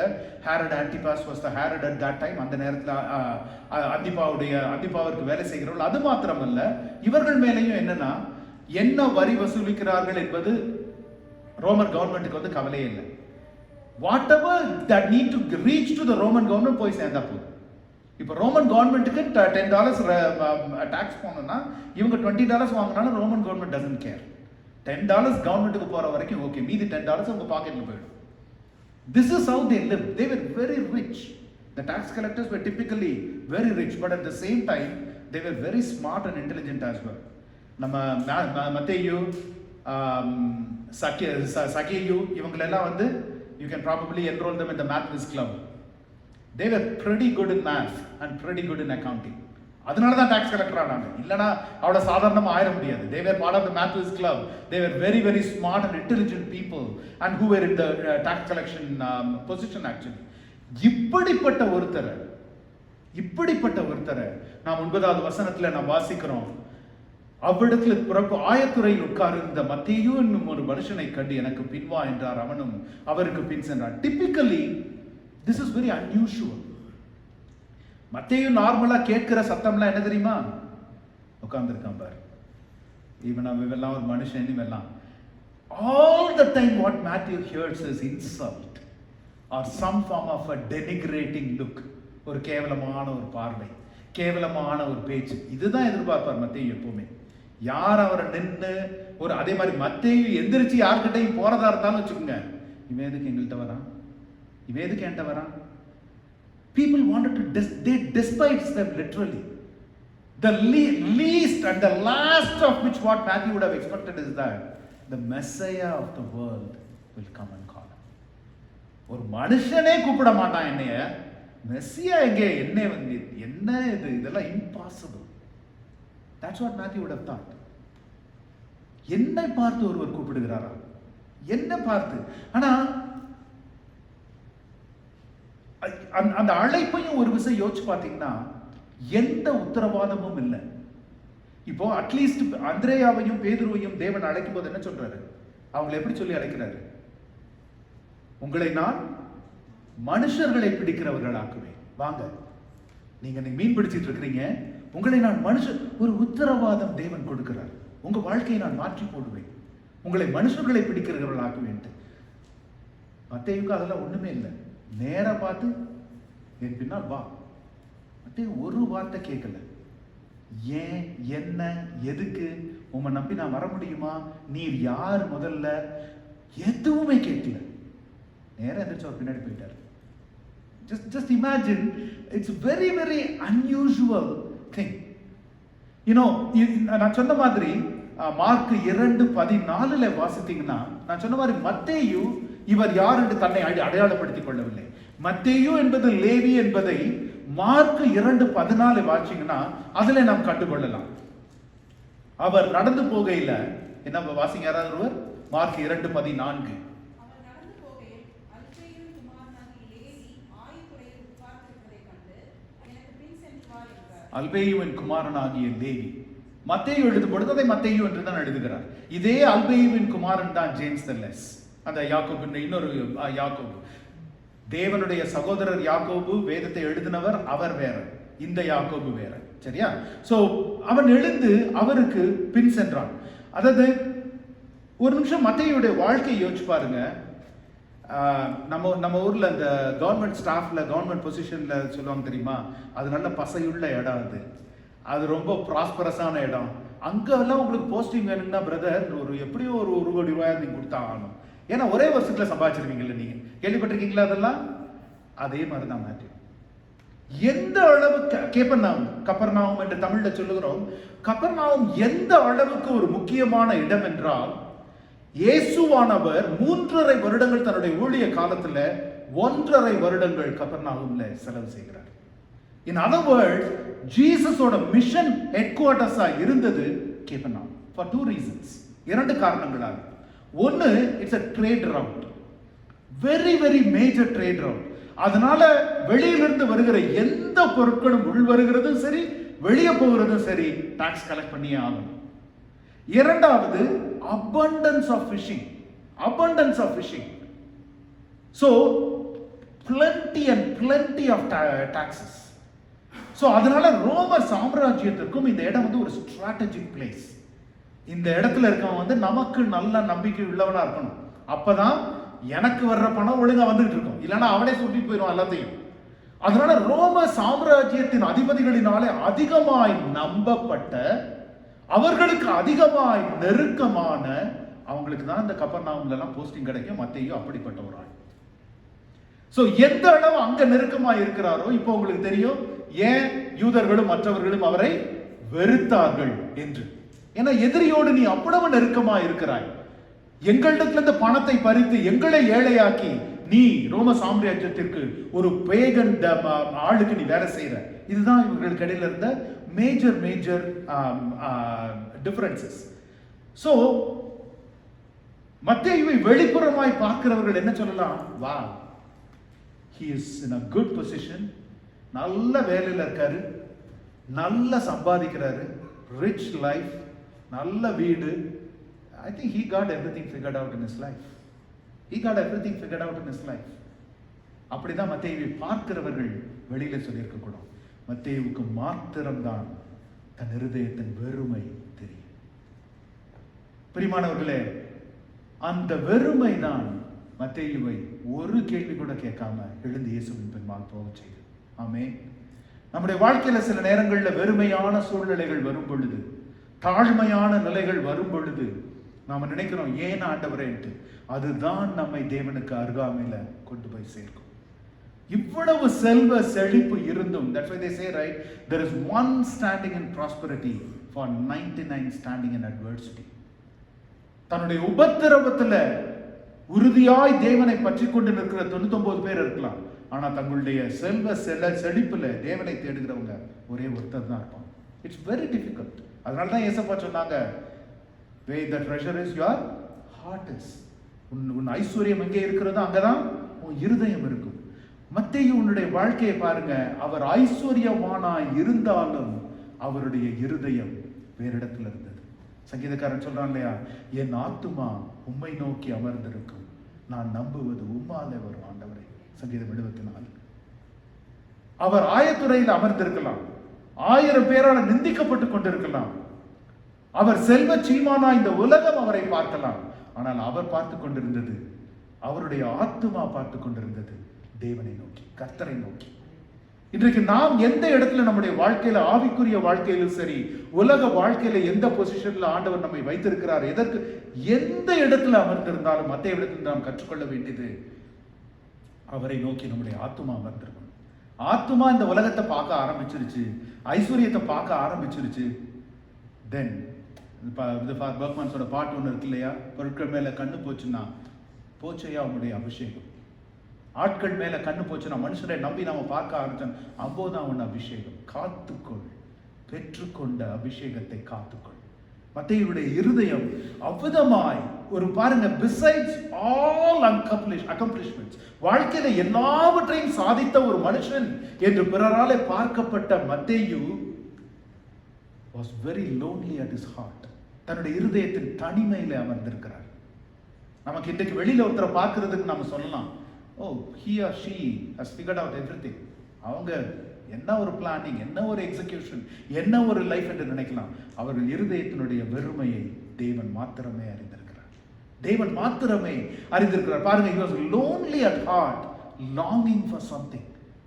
எதையோ தேடி, எதையோ வாஞ்சித்து அவர் ஆயத்துறையில் அமர்ந்திருக்கலாம். ஆனா அவர் இருதயம் வாஞ்சித்து கொண்டிருந்தது என்ன? வேற எதையோ. அவர் இருதயம் தேடிக்கொண்டிருந்தது என்ன? வேற எதையோ. There was a deep seated vacuum and displeasure in his heart, waiting for something. எனக்கு ஒரு தூண்டில் கிடைக்காதா? எனக்கு ஒரு மீட்பு வராதா? என்னை ஒருவர் அழைக்க மாட்டாரா?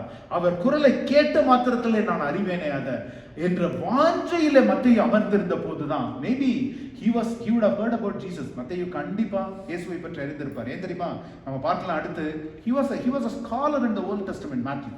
நான் ஏற்கனவே சொன்னேன், நம்ம எல்லாரும் என்னமோ எல்லா சீஷர்களும் ரொம்ப தற்குறியானவங்க, மீனவர்கள், அவங்களுக்கு ஒண்ணுமே தெரியாது, எழுத படிக்க தெரியாதவங்க. They all were very knowledgeable in the Old Testament. So was Matthew. டெஃபினட்டா அவர் கேள்விப்பட்டிருப்பாரு, இயேசு ஒருத்தர் வந்திருக்கிறாரு, அவர் நான் தான் மெஸ்ஸியான்னு சொல்றாரு, அவர் நான் தான் தேவனுடைய. மேபி ஒரு மத்தேயு மாறு வேஷம் போட்டு போய் இயேசுவானவர் எங்கேயோ பிரசங்கிச்சதை கூட கேட்டிருக்கலாம். நமக்கு அது தெரியல, அவர் அதை செய்தாரா செய்யலையா என்பது நமக்கு தெரியாது. பட் ஆனா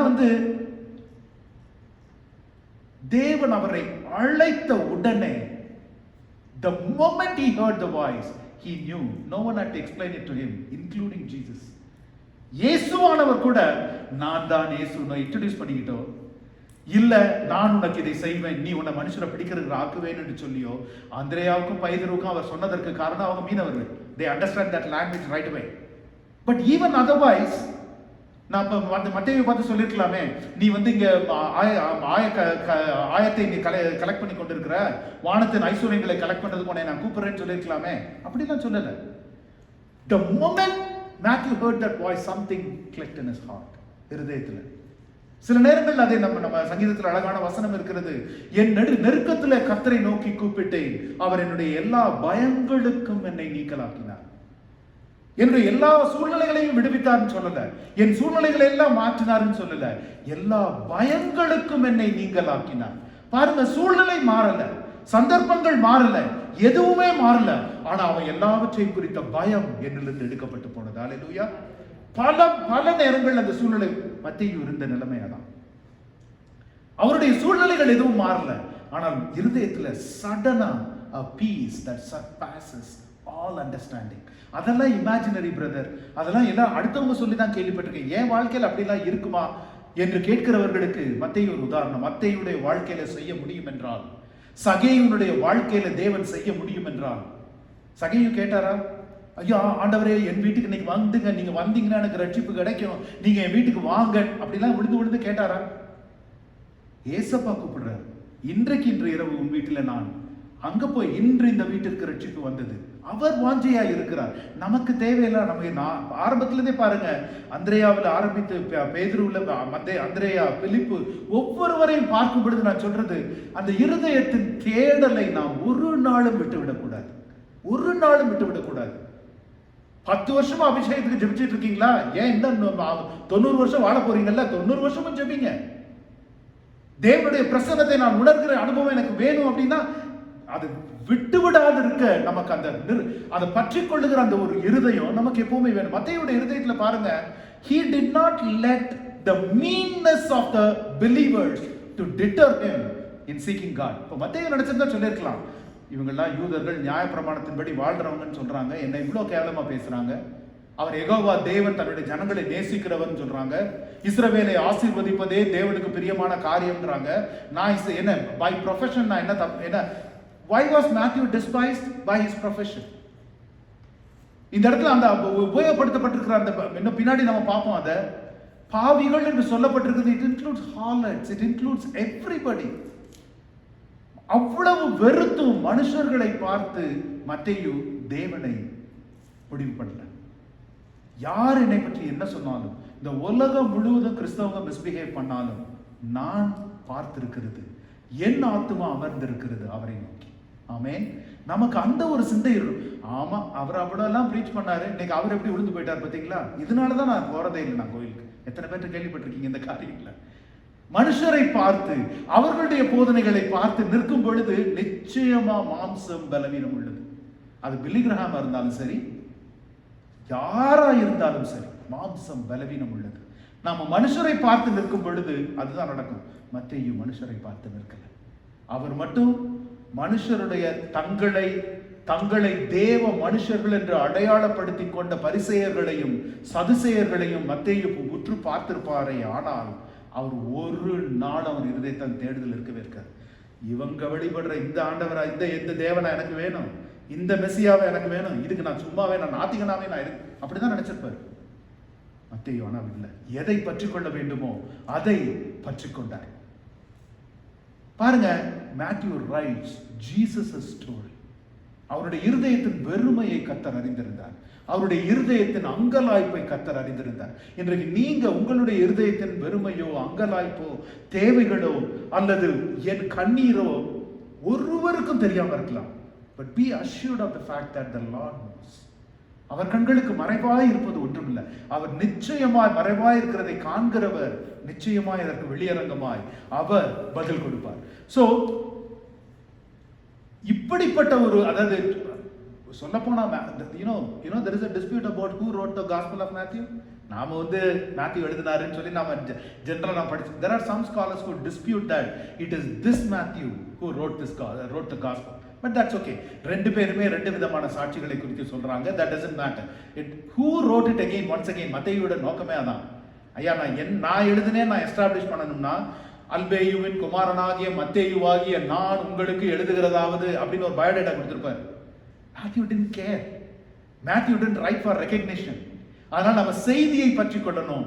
And there are different things that the people tell about who really wrote the gospel. ஆனா ஒன்றை மட்டும் புரிந்து கொள்ளுங்க, மத்தேயுவினுடைய சுவிசேஷம் யாருக்கு எழுதப்பட்டது தெரியுமா? அவரை வெறுத்து, அவரை அவமானப்படுத்தி, அவரை கீழ்ப்படுத்தின யூதர்களுக்காய் எழுதப்பட்டது. யோசிச்சு பாருங்க, இவனுங்களுக்கு போய் நான் சுவிசேஷம் சொல்லி இவங்க பரலோகத்துல அங்கேயும் கெடுத்துருவாங்க, இவங்களுக்கு எதுக்கு நான் போய் சொல்லணும்? இருந்திருக்கலாம்ல மத்தேயு, என்ன நான் பண்ணீங்க, இன்னைக்கு நான் எப்படி இருக்கேன் பாரு, நான் இருந்திருக்கலாமே மத்தேயு. பாருங்க, தேவனை தேடுகிற இருதயம் உள்ள பிள்ளைகளுடைய வாழ்க்கை எப்படி இருக்கு பாருங்க. தங்களை எதிர்க்கிறவர்களை, தங்களை நிந்திக்கிறவர்களை, தங்களை அவசங்கைக்கு உட்படுத்துகிறவர்களை, அவர்களுக்காக எழுதப்பட்டது மத்தேயுனுடைய சுவிசேஷம்.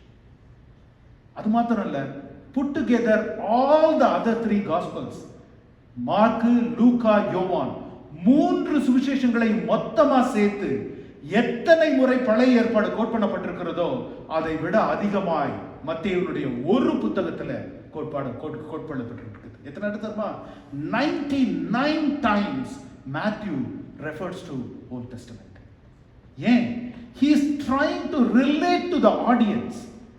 யூதர்களுக்கு இந்த மெசியா இவர் திடீர்னு வேற ஒரு புது வேதத்தை சொல்ல வரல, இவர் வேற ஒரு தேவன் அல்ல, நம்முடைய பழைய உடன்படிக்கையில நமக்கு உத்தரவாதம் பண்ணப்பட்டவர், நமக்கு நிச்சயமாய் கொடுக்கப்பட்டவர். அதற்காக 99 முறை மத்தேயு பழைய ஏற்பாட்டை சுட்டி காட்டுகிறார். இவர்தான் அந்த மெசியா, இவர்தான் அந்த மெசியா என்று சொல்லி அவர் மீண்டும் மீண்டுமாய் சுட்டி காட்டுகிறார். ஏன்னா ஒரு ஜூவிஷ் கிறிஸ்டியன் ஆடியன்ஸ்க்கு அதே மாதிரி இன்னொன்னு, நம்ம I don't know if you remember, long time back it was, எசேக்கியேலுடைய புத்தகத்தை நான் பைபிள் ஸ்டடியா நான் படித்த பொழுது அதுல நான் சொல்லியிருக்கேன், எசேக்கியேலோட புத்தகத்துல கிட்டத்தட்ட 100 தடவைகளுக்கு மேலாய் திரும்ப திரும்ப வரும், that they may know that I am the Lord God. அவர்கள் நான் தேவன் என்று அறிந்து கொள்ளும்படிக்காய். ஏன்னா இஸ்ரவேல் ஜனங்கள் தேவனுடைய கிரியைகளை அவர்கள் தண்டனையாய் பார்த்து விடக்கூடாது, அவர்களை திசை திருப்புகிறதற்காய், என்னை நோக்கி மீண்டுமாய் கொண்டு வருகிறதற்காய் நான் செய்கிற காரியங்கள் இவை என்பதை தேவன் மீண்டும் மீண்டும் மீண்டுமாய் எசேக்கியேலின் மூலமா ஜனங்களுக்கு சொல்லுவார். That you may know that I am the Lord God. That you may know that. அதே போல மத்தேயுடைய சுவிசேஷத்துல அடிக்கடி வேற எந்த மீதி 3 சுவிசேஷங்களில் இந்த பிரயோகம் கிடையவே கிடையாது. மத்தேயு மீண்டும் மீண்டுமாய் சொல்லுவார், that it might be fulfilled. எழுதி இருக்கிறது நிறைவேறும்படிக்காய், சொல்லி இருக்கிறது நிறைவேறும்படிக்காய் திரும்ப திரும்ப திரும்ப மத்தேயு அந்த ஜனங்களுக்கு சொல்லுகிறார், யூத ஜனங்களுக்கு சொல்லுகிறார். அந்த பவுலுடைய இருதயத்தில் இருந்த ஒரு ஆதங்கம், என் இனமான ஜந்துக்கள் ரட்சிக்கப்படணுமே, அந்த ஆதங்கம் மத்தேயுக்கு இருந்தது. அவரை மனுஷராய் கூட மதித்து பார்க்காத, ஒரு கொலைகாரனை விட மோசமா பார்த்த அந்த ஜனங்கள் மேல் அவருக்கு அவ்வளவு ஒரு வாஞ்சையும் பிரியமும் இருந்தது. சரியா? 10வது வசனத்துல நாம் பார்க்கிறோம், இது கூட பாருங்க, மத்தேயு நான் என்ன அவர் கூப்பிட்டோன்னு நான் என்ன செஞ்சேன் தெரியுமா, என் வீட்டில் ஒரு பெரிய பார்ட்டி அரேஞ்ச் பண்ணேன் அப்படின்னு மத்தேயு சொல்லலை. அதாவது அவர் சொல்ல மாட்டேங்கிறார், மார்க்கு தான் சொல்றாரு இந்த பார்ட்டி நடந்தது மத்தேயு வீட்டில் என்று. 10வது வசனத்துல வாசிக்கிறோம், பின் அவர் வீட்டிலே போஜன பந்தி இருக்கையில அநேக ஆயக்காரரும் பாவிகளும் வந்து இயேசுவோடும் அவர் சீஷரோடும் கூட பந்தி இருந்தார்கள். மத்தேயுவை அழைத்த அடுத்த வசனமே தான் நாம் பார்க்கிறோம். லூக்கா 5:29 வசனத்தை நம்ம வாசித்தோம்னா, லூக்கா 5:29 அந்த இல்லம் யாருடைய இல்லம் என்பதை லூக்கா வெளிப்படுத்துகிறார். அது மத்தேயுனுடைய இல்லம் என்பதை லூக்கா வெளிப்படுத்துகிறார். ஏன்னா லூக்காவும் என்ன சொல்லுவாங்க, இவரை எப்படி கூப்பிடுவாங்க, லேவி லேவி தான் கூப்பிடுவாங்க. சோ அது 29வது வசனத்துல அந்த லேவி என்பவன் தன் வீட்டில அவருக்கு பெரிய விருந்தொன்றை ஏற்பாடு செய்தான். அதே மாதிரி மார்க் 2:15 பாத்தீங்கன்னா அதே காரியத்தை மீண்டும் அவரும் சொல்லுவார், அவரும் லேவின் தான் கூப்பிடுவார். மத்தேயுவும் நம்ம அதை சொல்லி பார்க்க முடியாது, அந்த 2 இதுலையும் லேவின் தான் சொல்லுவார். சோ இவர்கள் எல்லாரும் வந்து கூடி பந்தி இருக்கிறார்கள். மத்தேயு அந்த பந்திக்கு அவர் ஏற்பாடு செய்திருக்கிறார். பாருங்க, given மத்தேயுனுடைய சோசியல் ஸ்டேட்டஸை நம்ம பார்க்கும் பொழுது the crowd makes sense. அவர் போய் யாராவது யூதர்களை போய் யாராவது இன்வைட் பண்ண முடியுமா? அவரு சான்ஸே கிடையாது, பக்கத்திலே போக முடியாது. அப்புறம் எங்க இன்வைட் பண்றது அவங்களை வீட்டுக்கு? ஸோ மத்தேயுக்கு தெரிஞ்சவங்கலாம் யாரு? அவர் கூட வேலை செய்யறவங்க, அவருடைய நண்பர்கள், அவர்களுடைய குடும்பங்கள். அதை தவிர வேற யாரையும் கூப்பிடவே முடியாது. அவரை சொல்ல போனா மத்தேயு நினைச்சிருப்பாரு, நான் கூப்பிட்டா இயேசுவானவர் வருவாரா? அவர் மெஸ்ஸியா, அவர் தேவனுடைய குமாரன், அவர் ஒரு ஜீசஸ் வாஸ் a Jew இல்லையா? அவர் ஒரு யூதர். நான் போய் அவரை கூப்பிட்டா நபி, ஏதோ அவர் ஒரு இறக்கத்துல ஒரு கிருபையில என்னை பார்த்து ஃபாலோ மீட்டாரு, நான் அதுக்காக நான் ஓவரா அட்வான்டேஜ் எடுத்துக்கிட்டு நான் போய் அவர்கிட்ட எங்க வீட்டுக்கு சாப்பிட வாங்கலாம் கூப்பிடுறது நல்லா இருக்குமா? இயேசுவானவரை இன்விடேஷன்லாம் ஏத்துக்குவாரா? மத்தேயு கண்டிப்பா யோசிச்சிருப்பார். ஆனா பாருங்க, he took a risk, he took a bold risk. நான் கூப்பிடுவேன், அவரை நான் வேண்டான்னு சொன்னா என்ன உதாசீனப்படுத்தட்டும். ஏன்னா அவர் பெற்றுக்கொண்ட அந்த ஒரு சந்தோஷம், அவருடைய இருதயத்தில் நிறைக்கப்பட்ட அந்த வெறுமை, அவருடைய இருதயத்தில் இருந்த அந்த சமாதானம், என் சூழ்நிலைகள் எல்லாம் மாறாத பொழுதும் என் இருதயத்தை இவ்விதமாய் மாற்றின அவர் அதை குறித்து என் சந்தோஷத்தை, நம்ம சின்ன பிள்ளைங்க ஒரு பாட்டு பாட வந்துருமா, it's bubbling in my soul. நம்ம எல்லாருக்கும் அப்படிதான் இருக்கணும் தேவனை குறித்து. நம்முடைய தேவனை நினைக்கும் பொழுது என் இருதயமா, என் ஆத்துமா களி கூறுகிறது. எங்க நடுக்காட்டுல உட்காந்துக்கிட்டு தாவீது சொல்றாரு, நடுக்காட்டுல என்ன உனக்கு களி கூறுறதுக்கு? நீ ஏன் உயிருக்கு பயந்து ஓடிக்கிட்டு இருக்கிற? நீ உனக்கு என்ன களி கூறுறது? காரணம் சூழ்நிலைகளை பார்த்து தாவீதுனுடைய சந்தோஷம் இல்லை. தன்னை மீட்கிற, தன்னை ரட்சிக்கிற, தனக்கு வாக்கு தத்தம் பண்ணின, தன்னை ராஜாவாய் அபிஷேகம் பண்ணின, ஆடு மேய்த்தவனாய் இருந்தவனை அழைத்து கொண்டு வந்து அபிஷேகம் பண்ணின தேவன் மேல் தாவீதுனுடைய கண்கள் இருந்தது. எந்த சூழ்நிலைகளா இருந்தாலும் மத்தேயு அதே விதமாக தான். ஆயத்துறையில் அமர்ந்திருந்தாலும், என்ன தொழில் செய்தாலும், எப்படி இருந்தாலும், ஒருவேளை மத்தேயு இயேசுகிட்ட சொல்லியிருக்க கூடும், சகேயுவை போல என்னை ஏமாற்றி நான் யார்கிட்ட ஏமாற்றி இந்த மாதிரி கூட டாக்ஸ் வாங்கணும். வேதம் நமக்கு சொல்லல, ஆனா சகேயு செஞ்சார் இல்லையா, நான் திருப்பி செய்யறேன்னு சொல்லி சொன்னார் இல்லையா, அதே மாதிரி மத்தேயு செய்திருக்க கூடும். we don't know about it. But மத்தேயுடைய இருதயத்தில் அந்த ஒரு சமாதானம் எவராலும் இதுவரைக்கும் அவருக்கு கொடுக்க முடியாத, அவருடைய அவ்வளவு ஆஸ்தி சொத்து சம்பாத்தியங்கள், அவருடைய வேலை, அவருடைய குடும்பம், பிள்ளைகள், ஒருவராலும் கொடுக்க முடியாத ஒரு சந்தோஷமும் சமாதானமும் அமைதியும் மத்தேயுடைய இருதயத்துல வந்தது. அதை அவர் கொண்டாடுகிறார். I'm going to celebrate it and I'm going to proclaim it. என் கூட இருக்கோம் எல்லாருக்கும் நான் சொல்ல போறேன். அது உங்களுக்கு புரியுதோ அதை பத்தி எனக்கு கவலை இல்லை. இயேசுவானவர் என்னுடைய இன்விடேஷனை ஏத்துக்குவாரோ ஏத்துக்க மாட்டாரோ அதை பத்தி எனக்கு கவலை இல்லை. நான் சொல்லுவேன். பாருங்க, இன்னைக்கு நம்முடைய வாழ்க்கை அப்படிதான் இருக்கணும். நான் சொல்லுவேன். யார் கேட்கறாங்க கேட்கலன்றது எனக்கு ரெண்டாவது விஷயம். நான் சொல்றத சொல்லுவேன். Rest is up to Jesus. விதைக்கிறது நம்ம வேலை. தண்ணீர் பாய்ச்சறது, கால் அனுப்புறதோட யாரோட பொறுப்பு? அவருடைய பொறுப்பு. விளைய செய்கிறது யாரோட பொறுப்பு? அவருடைய பொறுப்பு. நம்ம வேலை விதைக்கிறது மாத்திரம்தான். மத்தேயு சொன்னார், நான் அதை செய்வேன். யார் வந்தா வரலன்னா, இயேசுவே ஒருவேளை இன்விடேஷன் டிக்ளைன் பண்ணிட்டாலும் அந்த இயேசுவை குறித்து நான் பேசுவேன். நான் ஒரு பார்ட்டி வைப்பேன், நான் பேசுவேன், நான் சொல்லுவேன். பாருங்க என்ன ஒரு இருதயம் மத்தேயுக்கு தன்னுடைய வாழ்க்கையில. பாருங்க, he invited all his colleagues and everyone. He showed off to his friends. என் வாழ்க்கையை மாற்றினவர், என்னுடைய வெறுமையை போக்கினவர், எனக்கு சமாதானம் தந்தவர் என்று. இப்பதான் என்ன சொல்றாங்க? பரிசேயர் சதுசேயர் அதை பார்க்கறாங்க 11வது வசனத்துல. இவர் என்ன இப்படி எல்லாம் செய்யறாரு? அந்த 11வது வசனத்தை நம்ம மத்தேயு 9:11 வாசிச்சோம்னா, அதை சிம்பிளா இன்னைக்கு நான் பாராஃப்ரைஸ் பண்ணி சொன்னோம்னா, my gosh, why is Jesus going to a rebel party? எதுக்கு இவர் வந்து ஒரு ரிபல்ஸ் பார்ட்டிக்கு போறாரு? அது வந்து அவுட்காஸ்ட் அண்ட் ரிபல்ஸ் அவங்கெல்லாம். இவர் என்ன தேவனுடைய குமாரன் மெசியான்னு சொல்லிட்டு இருக்காரு, இவர் பாட்டுக்கு அந்த பார்ட்டிக்கு போறாரு, அவங்க வீட்டுல எல்லாம் சாப்பிட போறாரு. Literally that's what it is. அங்க எந்த ஒரு கோஷர் திங்ஸும் கிடையாது, எந்த ஒரு நியாயப்பிரமாணமும் கிடையாது. அவங்கெல்லாம் பாவி. அது இங்க தான் நான் சொன்னேன், இங்க சொல்லப்பட்டிருக்கிற அந்த வார்த்தை கிரேக்க பதம், அந்த பாவிகள் என்பது இட் இன்க்ளூட்ஸ் ஈவன் ப்ராஸ்டிடியூட்ஸ், தி ஹார்லட்ஸ். அவ்வளவு கேவலமா அவங்களை பார்த்தாங்க. இவர் என்ன உங்க போதகர் போய் நீங்க அவங்களோட எல்லாம் பந்தி அமர்கிறார் என்று. Jesus is at a rebels. There is a cynical sarcasm அவங்க வாய்ஸ்ல. ஒரு கேலியும் கிண்டலுமான ஒரு என்ன ஒரு மெசியான்றாரு, இவர் இப்படி எல்லாம் கேள போறாரு. That is how it was. You know, நாமளும் இன்னைக்கு தேவனிடத்துல நாம் கேட்கும் பொழுது மத்தேயு யோசித்தது போல, ஏசப்பா இங்கெல்லாம் வருவாரா? இயேசுவானவர் மெஸ்ஸியா தேவகுமாரன் என் வீட்டுக்கு வருவாரா? இந்த ஜனங்கள் மத்தியில பேசுவாரா? நம்ம இருக்கும். ஆனா மத்தேயு தைரியமா கேட்டார். பிரியமானவர்களே, இன்றைக்கு நான் ஆரம்பத்துல சொன்னது போல, இன்றைக்கு நாம தேவ சமூகத்திற்கு வரும் பொழுது அவர் பிரசன்னம்லாம் எனக்குள்ள வருமா? என் நிலைமை எப்படி இருக்குது? என் வீட்டுக்கு வருமா? என்னோட செய்ய முடியும்? Be bold in asking for the presence of God than the presence of God. அவருடைய வெகுமதிகளையும் அவருடைய கிஃப்டையும் கேட்கிறதை விட அவரை நாம் அதிகமாய் தேடினோம்னா, அவரை நாம் அதிகமாய் கேட்டோம் என்றால், long and be bold in asking for the presence of the Lord than the presence of the Lord. நாம பல நேரங்கள்ல அப்ப போய் எனக்கு இது வேணும் ஆண்டவரே, அது வேணும் ஆண்டவரே, இப்படி வேணும் ஆண்டவரே, அப்படி வேணும் ஆண்டவரே, அதை விட அப்பா நீர் எனக்கு வேண்டும் ஐயா, அது போதும் எனக்கு. உம்முடைய பிரசன்னம் எனக்கு வேணும் ஆண்டவரே. என் வாழ்க்கை மாறி போகும், என் கவலைகள் மாறி போகும். அப்படியே மாறலனாலும் வச்சுக்கீங்களேன், என் இருதயத்தை அதை குறித்து பயத்தை நீர் எடுத்து போடுவீர். ஆமே, பயத்தை நீர் எடுத்து போடுவீர். எனக்கு ஒரு தெளிவான பாதையை நீர் கொடுப்பீர். உன் பிரசன்னம் எனக்கு வேணும் ஆண்டவரே.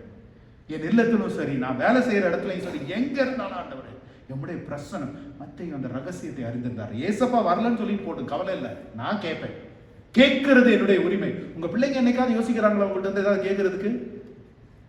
ஏன் அந்த ஒரு அடுத்தவங்கள்ட்ட போய் ரொம்ப அவசரமா ஏதாவது தேவைப்பட்டு போய் பக்கத்துல யாராவது அடுத்தவங்க அம்மாட்ட அப்பா அம்மாட்ட போய் கேட்கறாங்களா? உங்க பிள்ளைகள்ட்ட யோசிக்காம வந்து கேட்பாங்க. ஏன்? It is my right. வேணும் வேண்டாம்னு சொல்றது எங்க அம்மா இஷ்டம். அவங்க எனக்கு குக்கி கொடுக்க மாட்டாங்கன்னு தெரியும், நான் போய் கேட்பேன். நான் ஒரு 10 இடம் கேட்டா எனக்கு கொடுத்துருவாங்க. எனக்கு தெரியுமா? பிள்ளைங்களுக்கு தெரியும், பிள்ளைங்களுக்கு தெரியும். நாம அமுதமாய் தகப்பனிடத்துல வரும் பொழுது உங்களுடைய பிரசன்னம் எனக்கு வேணும் ஆண்டவரே. அந்த பிரசன்னத்தை நாம் வாசிக்கும் பொழுது நம்ம பல நேரங்கள்ல நம்ம அவருக்கு என்ன கிரியைகள், என்ன காரியங்கள் நமக்கு வேணும்னு நினைக்கிறோமே தவிர. அதனால இன்றைக்கு மத்தேயுடைய வாழ்க்கையிலிருந்து நாம் கற்று be bold in asking for himself. நீரே எனக்கு, அதான் பாடணும், நீர் மாத்திரம் போதும் ஆண்டவரே, மற்றதெல்லாம் எனக்கு அதெல்லாம் மிஸ்செலேனியஸ், கொசுறு. நம்ம ஊர் பாஷையில சொல்ல போனா மற்றதெல்லாம் கொசுறு. நீர் மாத்திரம் எனக்கு போதும், உன் பிரசன்னம் எனக்கு போதும் ஆண்டவரே. அதுதான் வந்து நம்ம. சோ பாருங்க, ஸ்கிரைப்ஸ் அண்ட் பாரிசீஸ்க்கு இது way out of their comfort zone. அவங்க முதல்ல இங்க வந்து இதை பார்க்கறதே அவங்களுக்கு வந்து நினைச்சிருப்பாங்க, நான் போய் பாவ பரிகாரம் செய்யணும், வீட்டுக்கு போனோன்னே இந்த மாதிரி ஒரு இடத்துக்கு வந்துட்டேனே, இந்த மாதிரி ஒரு பந்தியை நான் பார்த்துட்டேனே, இது அப்படி நினைச்சிட்டு இருந்திருப்பாங்க அவங்க. ஆக்சுவலா அவங்களுடைய செல்ஃப் ரைச்சியஸ்னஸே முதல்ல அவங்களுடைய சின். அவங்க வந்து they were really proud of observing the law without any failure. நியாயப்பிரமாணத்தை எந்த வகையிலும் நான் மீறாமல் அப்படி நினைக்கிறதே முதல்ல ஒரு பெரிய தப்பு. அதுவே ஒரு பெரிய பாவம். அவங்க வந்து they were really offended because this is not their comfort zone. நான் ஏற்கனவே ஒரு பிரசங்கத்தில் நான் சொல்லியிருக்கேன், the real life begins at the end of your comfort zone. When you are in your comfort zone, உங்களுக்குள்ள அந்த எனக்கு கன்வீனியன்ட்டான, எனக்கு வசதியான ஒரு இடத்துல இருக்கிற வரைக்கும் நிஜமான வாழ்க்கை சேலஞ்சஸ்ன்றது மாறவே மாறாது ஆக்சுவலா. So they take offense at Jesus, you know. ஆனா தேவன் என்ன சொல்றார் தெரியுமா? இந்த அடுத்த வசனத்துல பாத்தீங்கன்னா, it's a stinging words. யாக்கோபு 4:17 ஒரு வசனம் இருக்கு, ஒருவன் நன்மை செய்ய அறிந்தவனா இருந்தும் அதை செய்யாமற் போனால் அது பாவமாய் இருக்கும். யாக்கோபு 4:17. ஏன்னா மத்தேயுவிற்கு ஒரு நன்மை கிடைத்திருக்கிறது, ஒரு நன்மையை அவன் பெற்றிருக்கிறான், ஒரு கிருபையை, ஒரு சமாதானத்தை பெற்றிருக்கிறான். அதை பிறருக்கு அவன் சொல்லாமல் போனால் அது அவனுக்கு பாவமாகும். அதே மாதிரிதான் நமக்கும். நாம் பெற்றுக்கொண்ட கிருபையை, நாம் பெற்றுக்கொண்ட இரக்கத்தை, நாம் பெற்றுக்கொண்ட அந்த சந்தோஷத்தை நாம் பிறருக்கு சொல்லாமல் போனால் பாருங்க, அதுக்கு அடுத்த வசனத்துல பாத்தீங்கன்னா 12வது வசனம், இயேசு அதை கேட்டு பிடியாளிகளுக்கு வைத்தியன் வேண்டியதல்லாமல் சுகமுள்ளவர்களுக்கு வேண்டியதில்லை என்றார். இது it is such a stinging analogy. அதாவது அந்த உருவ குத்துகிற ஒரு உதாரணம் சொல்லி சொல்லுவாங்கல்ல, அப்படிப்பட்ட ஒரு உதாரணம். ஏன் தெரியுமா? இப்போ சப்போஸ் நீங்க ஒரு டாக்டருக்கு படிச்சிருக்கிறீங்க, நல்ல டாக்டருக்கு படிச்சிருக்கிறீங்க. டாக்டருக்கு படிச்சு முடிச்சதுக்கு அப்புறம் நான் பேஷண்ட்ஸ் யாரையும் நான் ட்ரீட் பண்ணவே மாட்டேன்னு சொன்னா எப்படி இருக்கும்? என்ன கேள்வி கேட்பீங்க முதல்ல அவங்கள பார்த்து? அப்புறம் எதுக்கு நீ டாக்டர் படிச்ச கேட்போமா இல்லையா? That's the same thing here. இப்போ சப்போஸ் ஒரு டாக்டர்கிட்ட போறீங்க, அவர் தரோவா எல்லா டெஸ்ட்டும் பண்ணி ப்ராப்பர் டயக்னோசிஸ்லாம் பண்ணி ரிப்போர்ட்லாம் ரெடி பண்ணி, இந்த பாருங்க உங்களுக்கு இதுதான் பிரச்சனை, இதெல்லாம் தான் உங்களுக்கு பிரச்சனை, இந்த வியாதிகள் இது எல்லாத்தையும் எழுதி கொடுத்து சரி வீட்டுக்கு போயிட்டு வாங்க அப்படின்னா என்ன செய்வீங்க? பிரச்சனையை கேட்கறதுக்காக அதுக்கு ஒரு சொல்யூஷன் எனக்கு கொடுப்பீங்க. நீங்க அதுக்கு தானே படிச்சிருக்கீங்க நீங்க. ஸோ எனக்கு ஒரு யோசிச்சு பாருங்க, how does it make sense? பிணியாளிகளுக்கு. ஸோ இந்த இடத்துல it is such a stinging response to Pharisees and Sadducees சொல்றதுக்கு காரணம் என்ன தெரியுமா? இப்போ அவங்க குற்றவாளிகள் ஆகிட்டாங்க. அவங்களுடைய இருதயம் குத்தப்படுகிறது. ஏனே, நியாயப்பிரமாணத்தை அறிந்தவர்கள், மெசியாவை எதிர்பார்த்து காத்திருக்கிறவர்கள், நியாயப்பிரமாணத்தினாலே பிறரை குற்றப்படுத்த கூடாது என்பதையும் அறிந்தவர்கள், ஆனா அதை இடைவிடாம செய்து கொண்டிருக்கிறவர்கள். இயேசுவானவர் சொல்றாரு, நீங்கள் அறிந்திருந்தும் நீங்கள் தெரிந்திருந்தும் அதை செய்யாமல் போனீங்களா? அதான் யாக்கோபு 4:17. நன்மை செய்ய ஏதுவா இருந்தும் அதை செய்யாமல் போனீர்கள் என்றால் பாவம். இவங்க நன்மையாவது செய்யாம இருக்கலாம், ஆனா பரிசேயர் சதுசேயர் என்ன பண்ணாங்க? நான் ஸ்டாப் ஜட்ஜ்மெண்டல் ஆஃப் அதர்ஸ். இவர் சட்டை சரியில்லை, இவர் பேண்ட் சரியில்லை, அவங்க அது சரியில்லை, இவங்க இது சரியில்லை, நியாயப்பிரமாணத்தை இப்படி மாறிட்டாங்க.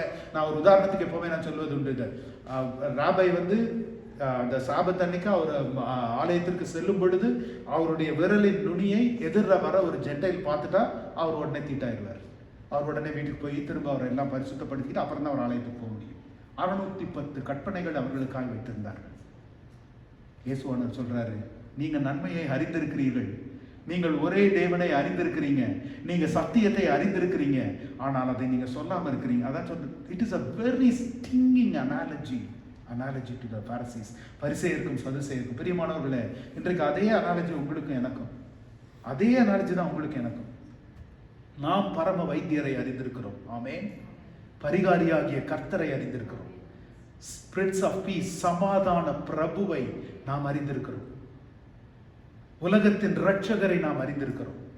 நம்மை சுற்றி இருக்கிற எத்தனை பேரிடத்துல சமாதான குறைச்சல் இருக்கிறது, எத்தனை பேரிடத்துல அன்பின் குறைச்சல் இருக்கிறது, எத்தனை பேர் ரட்சிக்கப்பட்டிருக்கிறாங்க, எத்தனை பேரிடத்துல ஒரு ஒரு அமைதியோ சமாதானமோ ஒரு எவ்வளவு அவங்கள்ட்ட எல்லாம் இருக்கு, ஆனா அவங்க சந்தோஷமா இல்லை. நம்ம ஒவ்வொருத்தர் வாழ்க்கையிலே ஆண்டவர் ஒருத்தவங்களை பிரதமர் வைத்திருப்பார். நாம் நன்மை செய்ய ஏதுவா இருந்தும் அதை செய்யாமல் போனால் அது நமக்கு பாவமா இருக்கும்.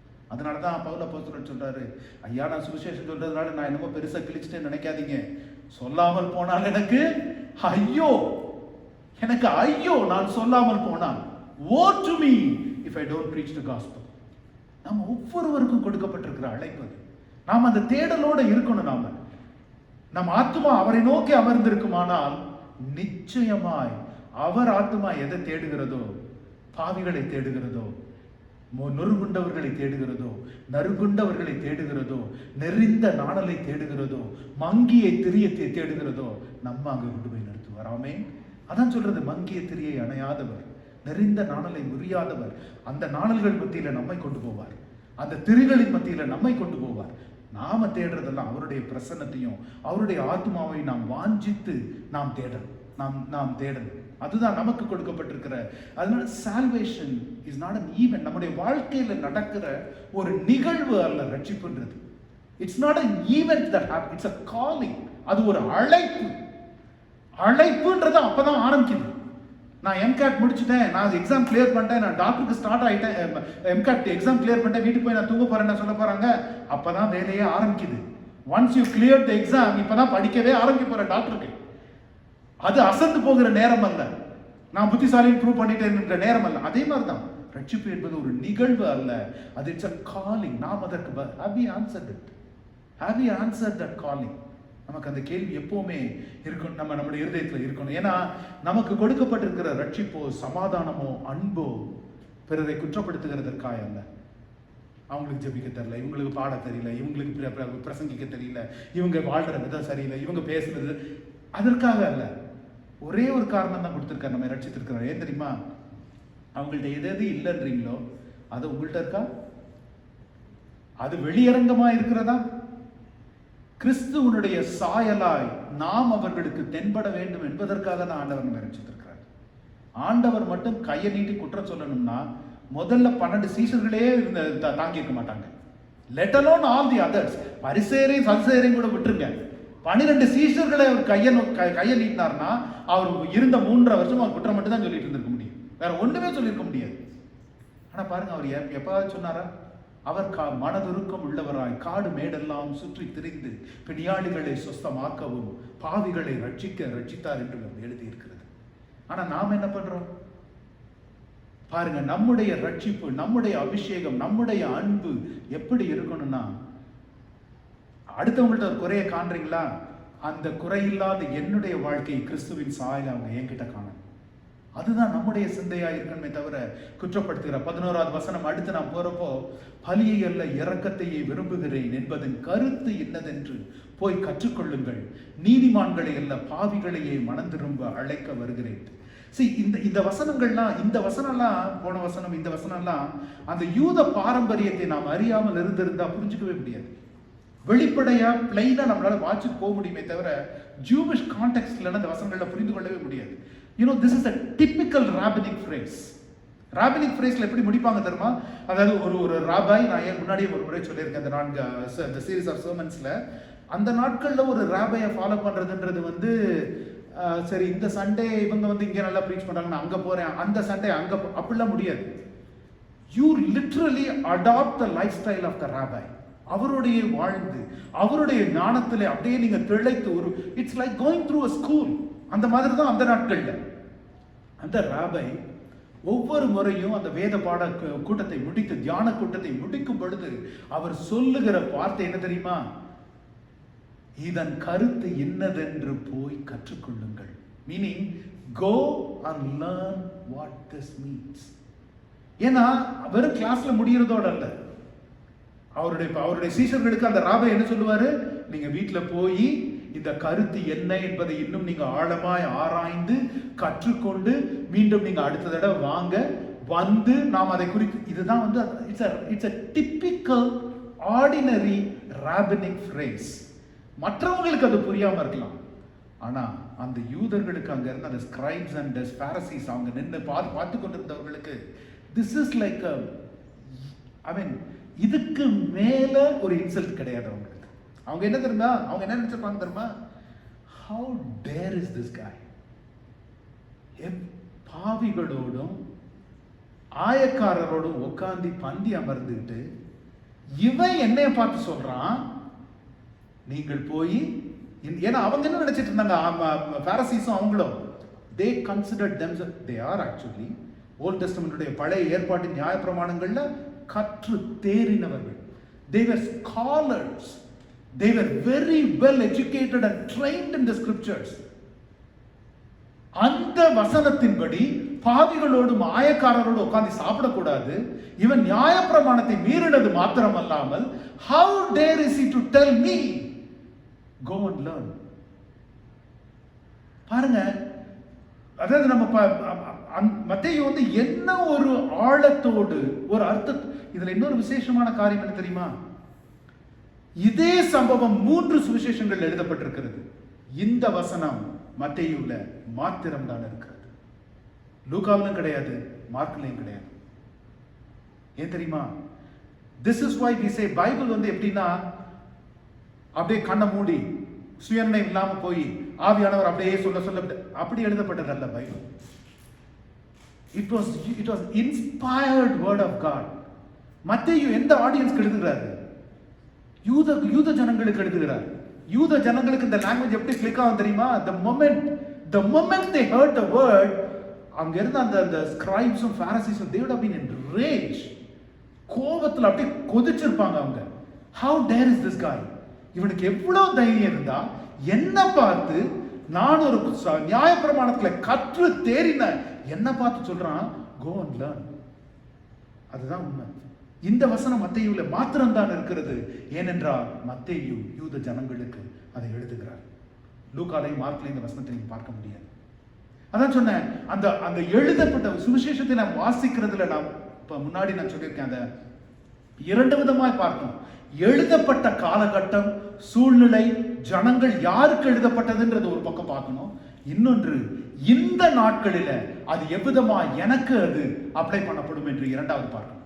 இதுல ஒரு பகுதியில எல்லாம் நம்ம ஓவரா இறங்கிட்டோம்னா அதோடைய மொத்த மீனிங்கே நம்ம மிஸ் பண்ணிடுவோம். பாருங்க, இந்த வசனத்தை நம்ம ரொம்ப மேலோட்டமா வாசிட்டு போயிட்டா ஒன்றும் தெரியாது. ஆனா இப்ப யோசிச்சு பாருங்க, நான் தேவனுடைய சமூகத்திற்கு அந்த பரிசேயரும் அந்த ஸ்கிரைப்ஸும் எப்படி வந்தாங்க? தங்களை ஞானிகள் என்று எண்ணிக்கொண்டு வந்தார்கள். அவர்களை பைத்தியங்கள் என்று தேவன் அழைக்கிறார். அதுதான் அந்த வசனத்துடைய உண்மை. போய் கத்துக்குப்பா. இப்போ யாராவது வந்து ஒரு சந்தேகம் கேட்குறீங்கன்னு வச்சுக்கோங்க, நான் அவங்கள பார்த்து சொல்றேன்னு வச்சுக்கோங்க, முதல்ல போய் பைபிளை ஒழுங்கா படிங்க சிஸ்டர், முதல்ல போய் பைபிளை ஒழுங்கா படிங்க பிரதர் அப்படின்னா என்ன சொல்லுவீங்க? என்ன நான் போய் அண்ணன் அப்படி ஒரு சந்தேகம் கேட்டேன், இவங்க இப்படி பேசிட்டாங்க, எனக்கு பைபிளே தெரியாத மாதிரி பேசிட்டாங்க சொல்லுவோமா இல்லையா? This is exactly like that. அவங்களால ஏற்றுக்கொள்ளவே முடியாது அந்த பரிசேயராலும் சதுசேயராலும். ஆண்டவர் ஆனா ஏசப்பா சொன்னது என்ன தெரியுமா? he knows they memorized the scripture but missing the entire meaning of it. அவங்க மனப்பாடமா அவங்களுக்கு வசனம் தெரியும், நியாயப்பிரமாணம் நல்லா தெரியும், ஆனா அதனுடைய அர்த்தத்தையோ அவருடைய பொருளையோ அவங்க மிஸ் பண்ணிட்டாங்க. they memorized the words but missed the meaning of it. நாம அவ்விதமாய் இருக்கக்கூடாது. அதை விட பலியை அல்ல இரக்கத்தையும் தகன பலிகளை பார்க்கிலும் தேவனாய் அறிகிற அறிவையும் விரும்புகிறேன். எங்க இருக்கு தெரியுமா? ஓசியா 6:6. ஓசியா 6:6 வசனத்தை எடுத்து வாசிங்கன்னா, நான் ஏற்கனவே சொன்னேன், 99 முறை மத்தேயு பழைய ஏற்பாட்டை சுட்டி காட்டுகிறார். He shows the Old Testament, showing them that this is the Messiah that it is spoken about. ஓசியாவை பத்தி என்ன தெரியும் உங்களுக்கு? அவருடைய வாழ்க்கையில Hosea was the prophet who was asked to marry a prostitute. ஓசியாவுடைய புத்தகத்தை வாட்ச் பார்த்தீங்கன்னா, ஒரு விலை மாதுவை திருமணம் செய்து கொள்ள சொல்லப்படுகிற ஒரு தீர்க்கதரிசி அவர். அது மாத்திரமல்ல, அந்த விலை மாது ஓடி போனதுக்கு அப்புறம் இவர் திரும்ப போய் பணம் கொடுத்து அவளை மீட்டு கொண்டு வரணும்.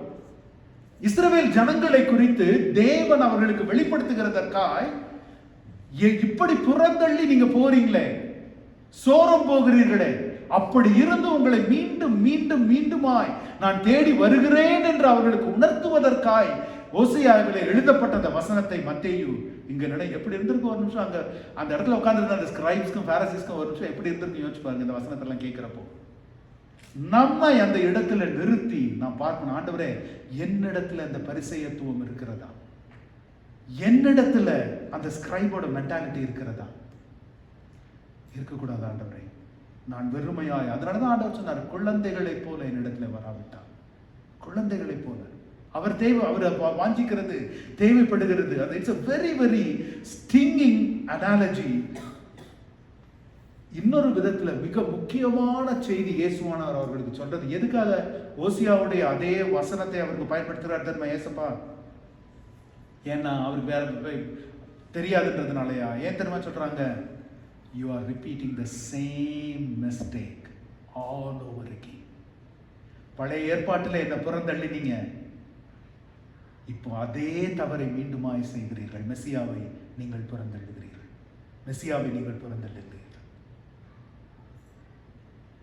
தீர்க்கதரிசி தேவனிடத்துல போய் புலம்பும் பொழுது, ஆண்டவரே அவங்க உலகத்துல மாம்சத்துல ராஜா வேணும்னு கேட்கிறாங்க, நான் என்ன செய்யறதுன்னு புலம்பும் பொழுது ஆண்டவர் சொல்றாரு, அவங்க ஒன்னம் இருக்கல, ஒன்ன புறந்தள்ளில, என்னை தள்ளினார்கள். ஜோசப் லாஸ்ட் ஃபாஸ்டிங் பிரேயர்ல ஷேர் பண்ணாங்க. அவர்கள் என்னை புறந்தள்ளினார்கள். ஏசப்பா சொல்றாங்க, பழைய ஏற்பாட்டிலையும் என்னை புறந்தள்ளினீங்க. ஓசியா அதனாலதான் எழுதுறாரு, அதே மாதிரி இன்றைக்கு மெசியாவாகி என்னை நீங்க புறந்தள்ளுறீங்க. சோ அவர்கள், நாம் இன்று இதை வாசித்து புரிந்து கொள்ளுகிற விதமும் யூதர்களும் பரிசேயர்களும் அதை புரிந்து கொண்ட விதமும் இட்ஸ் entirely different.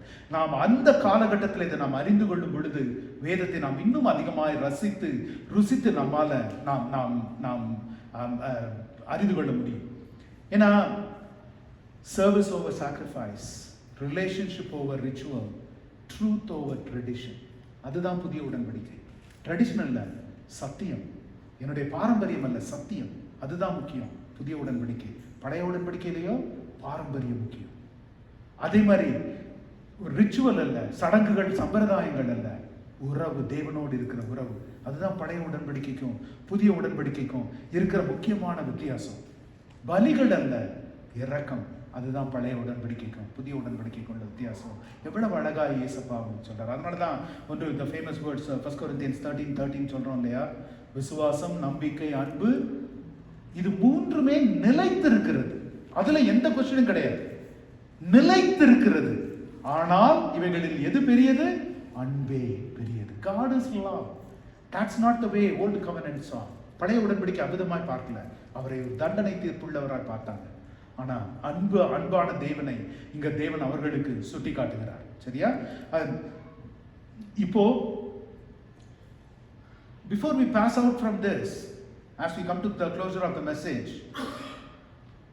இதை விட ஒரு பெரிய சேலஞ்ச் இயேசுப்பா நம்ம எல்லாருக்கும் விட்டு போயிருக்கிறார்.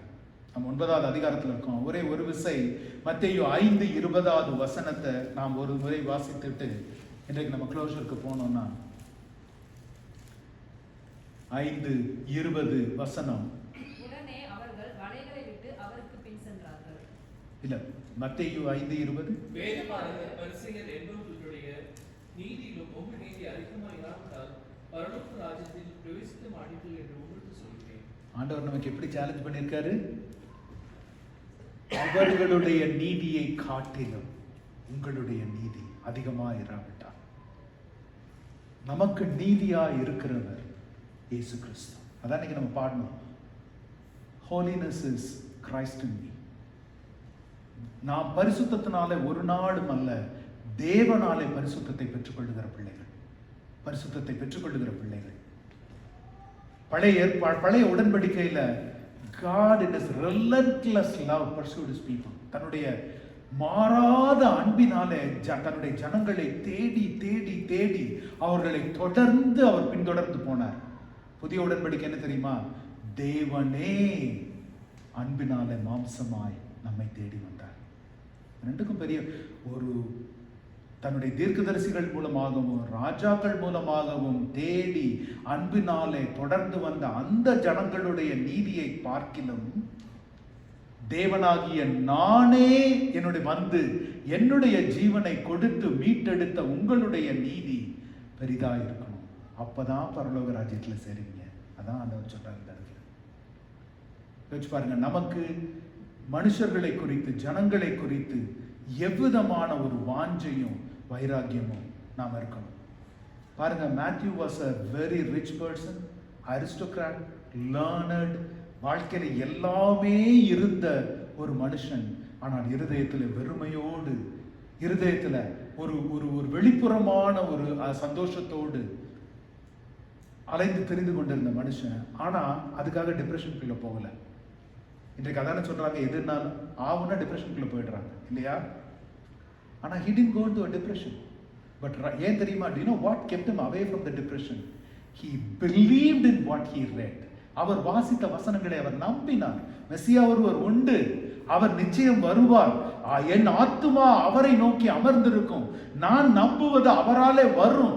மத்தேயுடைய இருதயத்துல நம்முடைய வாழ்க்கையில தளர பண்ணுகிற காரியங்கள் நடக்கும் பொழுது, நம்முடைய வாழ்க்கையில டிஸ்கரேஜிங் வேர்ட்ஸ் சாத்தான் சொல்லும் பொழுது, நாம அவனை நோக்கி சொல்லணும், என் ஆத்துமா தேவனை நோக்கி அமர்ந்திருக்கிறது, என் செவிகள் அவருடைய வார்த்தைகளுக்காக காத்திருக்கிறது, என் ஆவி அவருக்குள்ள இருக்கிறது. நீ சொல்றது எதையுமே நான் அந்த டிஸ்கரேஜிங் வேர்ட்ஸ் வரும்போதெல்லாம் நாம் சொல்ல வேண்டியது சங்கீதக்காரனை போல நம்முடைய ஆத்மாவிடத்துல நாம பேசணும்.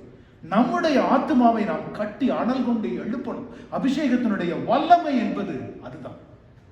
It will never let you to go into a depression. ஏன்னா நம்முடைய ஆவியை பற்றி இருக்கிறவர் பரிசுத்த ஆவியானவர். ஆமென். அவர் நமக்குள்ளாய் வாசம் செய்கிறவர்.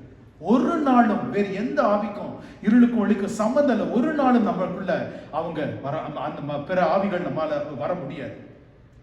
அதனால இந்த நாள்ல as we close this message, நம்முடைய இருதயத்துல முழு வெறுமை இல்லாம இருக்கலாம். நாம இயேசுவை இரட்சகராய் அறிந்திருக்கிறோம். ஆனால் வெறுமையான பகுதிகள் இருக்கிறதா, இடங்கள் இருக்கிறதா? இயேசுனுடைய வாழ்க்கைக்கு அப்புறமும் there is not much given in the Bible. Matthew யூதேயாவிற்கு மாத்திரம் ஒரு மிஷனரியா இல்லை. அண்ட் இன்றைக்கு வரைக்கும் யூதர்கள் மத்தியில் there is something called Matthew tradition. தெரியுமா? he ministered so long in the Judea area region. இன்றைக்கு வரைக்கும் யூதர்கள் மத்தியில் மேத்யூ ட்ரெடிஷன்ஸ்னே ஒரு செட் ஆஃப் ட்ரெடிஷன்ஸ் இருக்கு. எந்த யூதர்கள் அவரை வெறுத்து புறந்தள்ளினார்களோ அவங்க மத்தியில் அது இருக்கிறது. அது மட்டும் இல்லாமல் ஆப்பிரிக்கன் எத்தியோப்பியாவிற்கும் அவர் ஒரு மிஷனரியா சென்றதாகவும், எப்படி இந்த காஸ்பல் எழுதினதை பற்றி நான் சொன்னோம், அதே மாதிரி அவருடைய மரணத்தை குறித்தும் there are multiple accounts actually. He died as a martyr என்று சொல்றாங்க, இல்லை நேச்சுரல் காசஸ் சொல்றாங்க. தட் இஸ் வேதம் நமக்கு அதை குறித்து சொல்லவில்லை. அதை குறித்து சொல்லுகிற புத்தகங்கள்லாம் டியூட்ரோகனானிக்கல் புக்ஸ், மீனிங் அபாக்ரஃபா மாதிரி மற்ற புத்தகங்கள் அதை குறித்து நாம் சொல்லுகிறது. ஆனால் consensual he died as a martyr என்று தான் சொல்றாங்க இன்றைக்கு. But he was relentless before Jesus called him and after Jesus called him. தேவனை தேடுகிற அந்த ஒரு இருதயத்துல he was relentless actually. நாமளும் நம்முடைய ஆவிக்குரிய நிலைமை எதுவா இருந்தாலும் நாம் இந்த நாள்ல அற்புதமாய் தேவனை தேடுகிற ஒரு இருதயத்தோடு நாம் இருக்கணும். எல்லாரும் கண்களை மூடி ஒரு விஷயம் எழுந்து நிற்கலாமா? I'm going to sing a small song. I don't know if you know it or not. It's a beautiful song. நாம் இப்போது சிந்தித்த என் ஆத்துமா உம்மை நோக்கி அமர்ந்திருக்கும்னு beautiful song by Joseph Alter. One of my favorite songs actually. ஒரு ஜெபமாய் இதை நான் பாடுவோம். சிம்பிள் வேர்ட், என் ஆத்துமா உம்மை நோக்கி அமர்ந்திருக்கும், நான் நம்புவது உம்மாலே ஆகும். கண்மலையே, அடைக்கலமே, என் பலனே, என்னை மீட்டவரே, அசைவுற விட மாட்டேன். இன்றைக்கு சர்வீஸ் முன்பாக ஆயத்தப்பட்டு கொண்டிருந்த போது கூட நாங்கள் ஆயத்தம் பண்ணி கொண்டிருந்த ஒரு சிலர் பேசிக்கொண்டிருந்தோம் வேலை ஸ்தலங்களை குறித்து, அங்கே இருக்கிற பேச்சுகளை குறித்து, அங்கே நடக்க போகிற காரியங்களை குறித்து பேசிக்கொண்டிருந்தோம். நம்ம விசுவாச அறிக்கை பண்ணுவோமா? என்னை அசைவுற விட மாட்டீர் ஆண்டவரே, நீர் என்னை ஒரு நாள் அசைவுற விட மாட்டீர் ஆண்டவரே. ஏன் தெரியுமா? என்னுடைய சுய பரிசுத்தத்தினால அல்ல, என்னுடைய நன்மையினாலும் நன்மை செய்கிறதுனால அல்ல. ஏனென்றால் என் ஆத்துமா உம்மை நோக்கி அமர்ந்திருக்கிறது. என் ஆத்துமா உம்மை நோக்கி அமர்ந்திருக்கிறது. எல்லாரும் ஒரு ஜெபமாய் இந்த பாடலை தேவனை நோக்கி நாம் பாடுவோமா? என் ஆத்துமா உம்மை நோக்கி அமர்ந்திருக்கும், நான் நம்புவது உம்மாலே ஆகும். எல்லாரும் என் ஆத்துமா உம்மை நோக்கி அமர்ந்திருக்கும், நான் நம்புவது உம்மாலே ஆகும். கண்மலையே, அடைக்கலமே, என் பலனே, என்னை காப்பவரே. கண்மலையே, அடைக்கலமே, என் பலனே, என்னை காப்பவரே. கரங்களை உயர்த்தி அசைவுற விட மாட்டீர், என்னை அசைவுற விட ஆத்துமா உம்மை நோக்கி அமர்ந்திருக்கும். நான் நம்புவது உம்மாலேயாகும். எக்காலத்திலும் உம்மை நம்பிடுவேன். என் இதயத்தை உம்மிடம் ஊற்றிடுவேன். எக்காலத்திலும் உம்மை நம்பிடுவேன். என் இதயத்தை உம்மிடம் ஊற்றிடுவேன். அசைவுற விடமாட்டீர். என்னை அசைவுற விடமாட்டீர். என் ஆத்துமா உம்மை நோக்கி அமர்ந்திருக்கும். நான் நம்புவது உம்மாலேயாகும். கிருபையும் சத்தியமும் நிறைந்தவரே, சமயத்தில் நற்கலன் வளைப்பவரே. கிருபையும் சத்தியமும் நிறைந்தவரே, சமயத்தில் நற்கலன் அளிப்பவரே. அசைவுற விடமாட்டீர். என்னை அசைவுற விடமாட்டீர். எல்லாரும் ஒன்று சேர்ந்து என் ஆத்துமா உம்மை நோக்கி அமர்ந்திருக்கும். நான் நம்புவது உம்மாலேயாகும். என் ஆத்துமாவே உம்மை நோக்கி அமர்ந்திருக்கும். நான் நம்புவது உம்மாலேயாகும். ஆமென். ஆண்டவரே, விசுவாச அறிக்கையாய் நாங்கள் சொல்லி இருக்கிறோம். ஆண்டவரே, மத்தேயு ஆயத்துறையில் அமர்ந்திருந்த பொழுதும் அவன் ஆத்துமா உம்மை நோக்கி அமர்ந்திருந்தது. இன்றைக்கு நாங்கள் இந்த சபையில் அமர்ந்திருந்த பொழுதும் எங்களுடைய ஆத்துமா உம்மை நோக்கி அமர்ந்திருக்கிறதா என்று எங்களை கேள்வி கேட்கிறீங்க ஆண்டவரே. அப்பா, எங்களுடைய ஆத்துமா பல இடங்களிலே அலைந்து திரிந்து கொண்டிருக்குமே ஆனால், பல மனுஷர்களை நோக்கி கொண்டிருக்குமே ஆனால், பல உலகத்தின் தயவை நம்பிக்கொண்டிருக்குமே ஆனால், இந்த நாளில நாங்கள் விசுவாச அறிக்கை செய்கிறோம். எங்களை அசைவுறாமல் காக்கிறவர் நீர் ஆண்டவரே. வலதுபுறம் 1000 விழுந்தாலும் இடதுபுறம் 1000 விழுந்தாலும் ஒன்றும் அணுகாமல் காக்கிறவர் நீர் ஆண்டவரே. நாங்க பாடினது போல எங்களை காக்கிறவர் நீர் ஆண்டவரே. இஸ்ரவேலை காக்கிற தேவன் உறங்குவதும் இல்லை, கண் அயர்வதும் இல்லை ஆண்டவரே. இந்த நாள்ல விசுவாச அறிக்கையாய் நாங்கள் சொல்லி இருக்கிறோம். எங்களுடைய ஆத்துமா உம்மை வாஞ்சிக்கட்டும் ஆண்டவரே. எவ்வளவு எங்கள் வாழ்க்கையில நாங்க செட்டில்டா இருந்தாலும் சரி, அன்செட்டில்டா இருந்தாலும் சரி, சந்தோஷமா இருந்தாலும் சரி, துக்கமா இருந்தாலும் சரி, மன உச்சியில இருந்தாலும் சரி, பள்ளத்தாக்கில இருந்தாலும் சரி, வெளிச்சத்தின் நாட்களிலே இருந்தாலும் சரி, இருளில் கண்ணீரிலே இருந்தாலும் சரி, எங்கள் ஆத்துமா உம்மை நோக்கி அமர்ந்திருக்கட்டும் ஆண்டவரே. ஏனால் நாங்கள் நம்புகிற விடுதலை, நாங்கள் நம்புகிற ரட்சிப்பு, நாங்கள் நம்புகிற பலன், நாங்கள் நம்புகிற ஆசீர்வாதங்கள் உம்மால் மாத்திரமே ஆகும் ஆண்டவரே. ஆமென். ஹalleluya Lord. You alone and from you alone ஜெயமோ கர்த்தரால வரும் ஆண்டவரே, மனுஷரால் அல்ல. தயவை பெற்றுக் கொடுக்கிறவர் கர்த்தர், காரியங்களை நடப்பிக்கிறவர் கர்த்தர். உம்முடைய கரத்தில் ஒப்புக் கொடுக்கிறேன். தளர்ந்து போயிருக்கிற ஒவ்வொரு ஆத்துமாவும் இந்த நாளிலே திடன் கொள்ளட்டும் ஆண்டவரே. தளர்ந்து போயிருக்கிற அந்த ஆவிகளை கர்த்தர் பலப்படுத்துவீராக தகப்பனே. அசைவுறாத படிக்கு ஆவியில கட்டுப்படிக்காய் இயேசுவின் நாமத்திலே ஜெபிக்கிறோம் ஆண்டவரே. உம்முடைய நாமத்திலே நீர் கிரியைகளை செய்கிறவர், உம் கரத்திலே நீர் அற்புதங்களை நடத்துகிறவர், உம்முடைய இரத்தத்தினாலே ரட்சிக்கிறவர். We are mere vessels of God. கரத்துல ஒப்பு கொடுத்து ஜெபிக்கிறோம். நீர் மாத்திரம் எங்கள் வாழ்வில மகிமைப்படுவீராக, மகிமைப்படுவீராக. பரிசுத்த இயேசுவின் வல்லமை உள்ள நாமத்தில் ஜெபிக்கிறோம் ஜீவனுள்ள நல்ல பிதாவே. ஆமென். நம் பிதாவாகிய தேவனுடைய அன்பு, குமாரனாகிய இயேசுவின் மனதுருக்கம், பரிசுத்த ஆவியின் வழி நடத்துதலும் இன்றும் என்றும் நம் அனைவரோடும் இருப்பதாக. ஆமென், ஆமென், ஆமென்.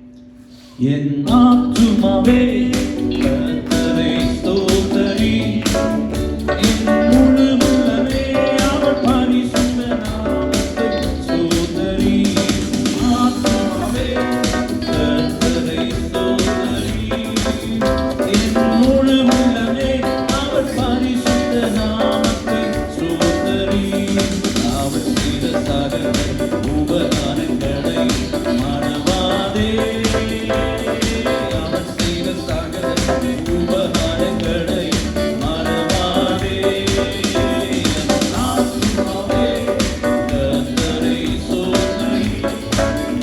என் முழு உள்ளமே அவர் பரிசுத்த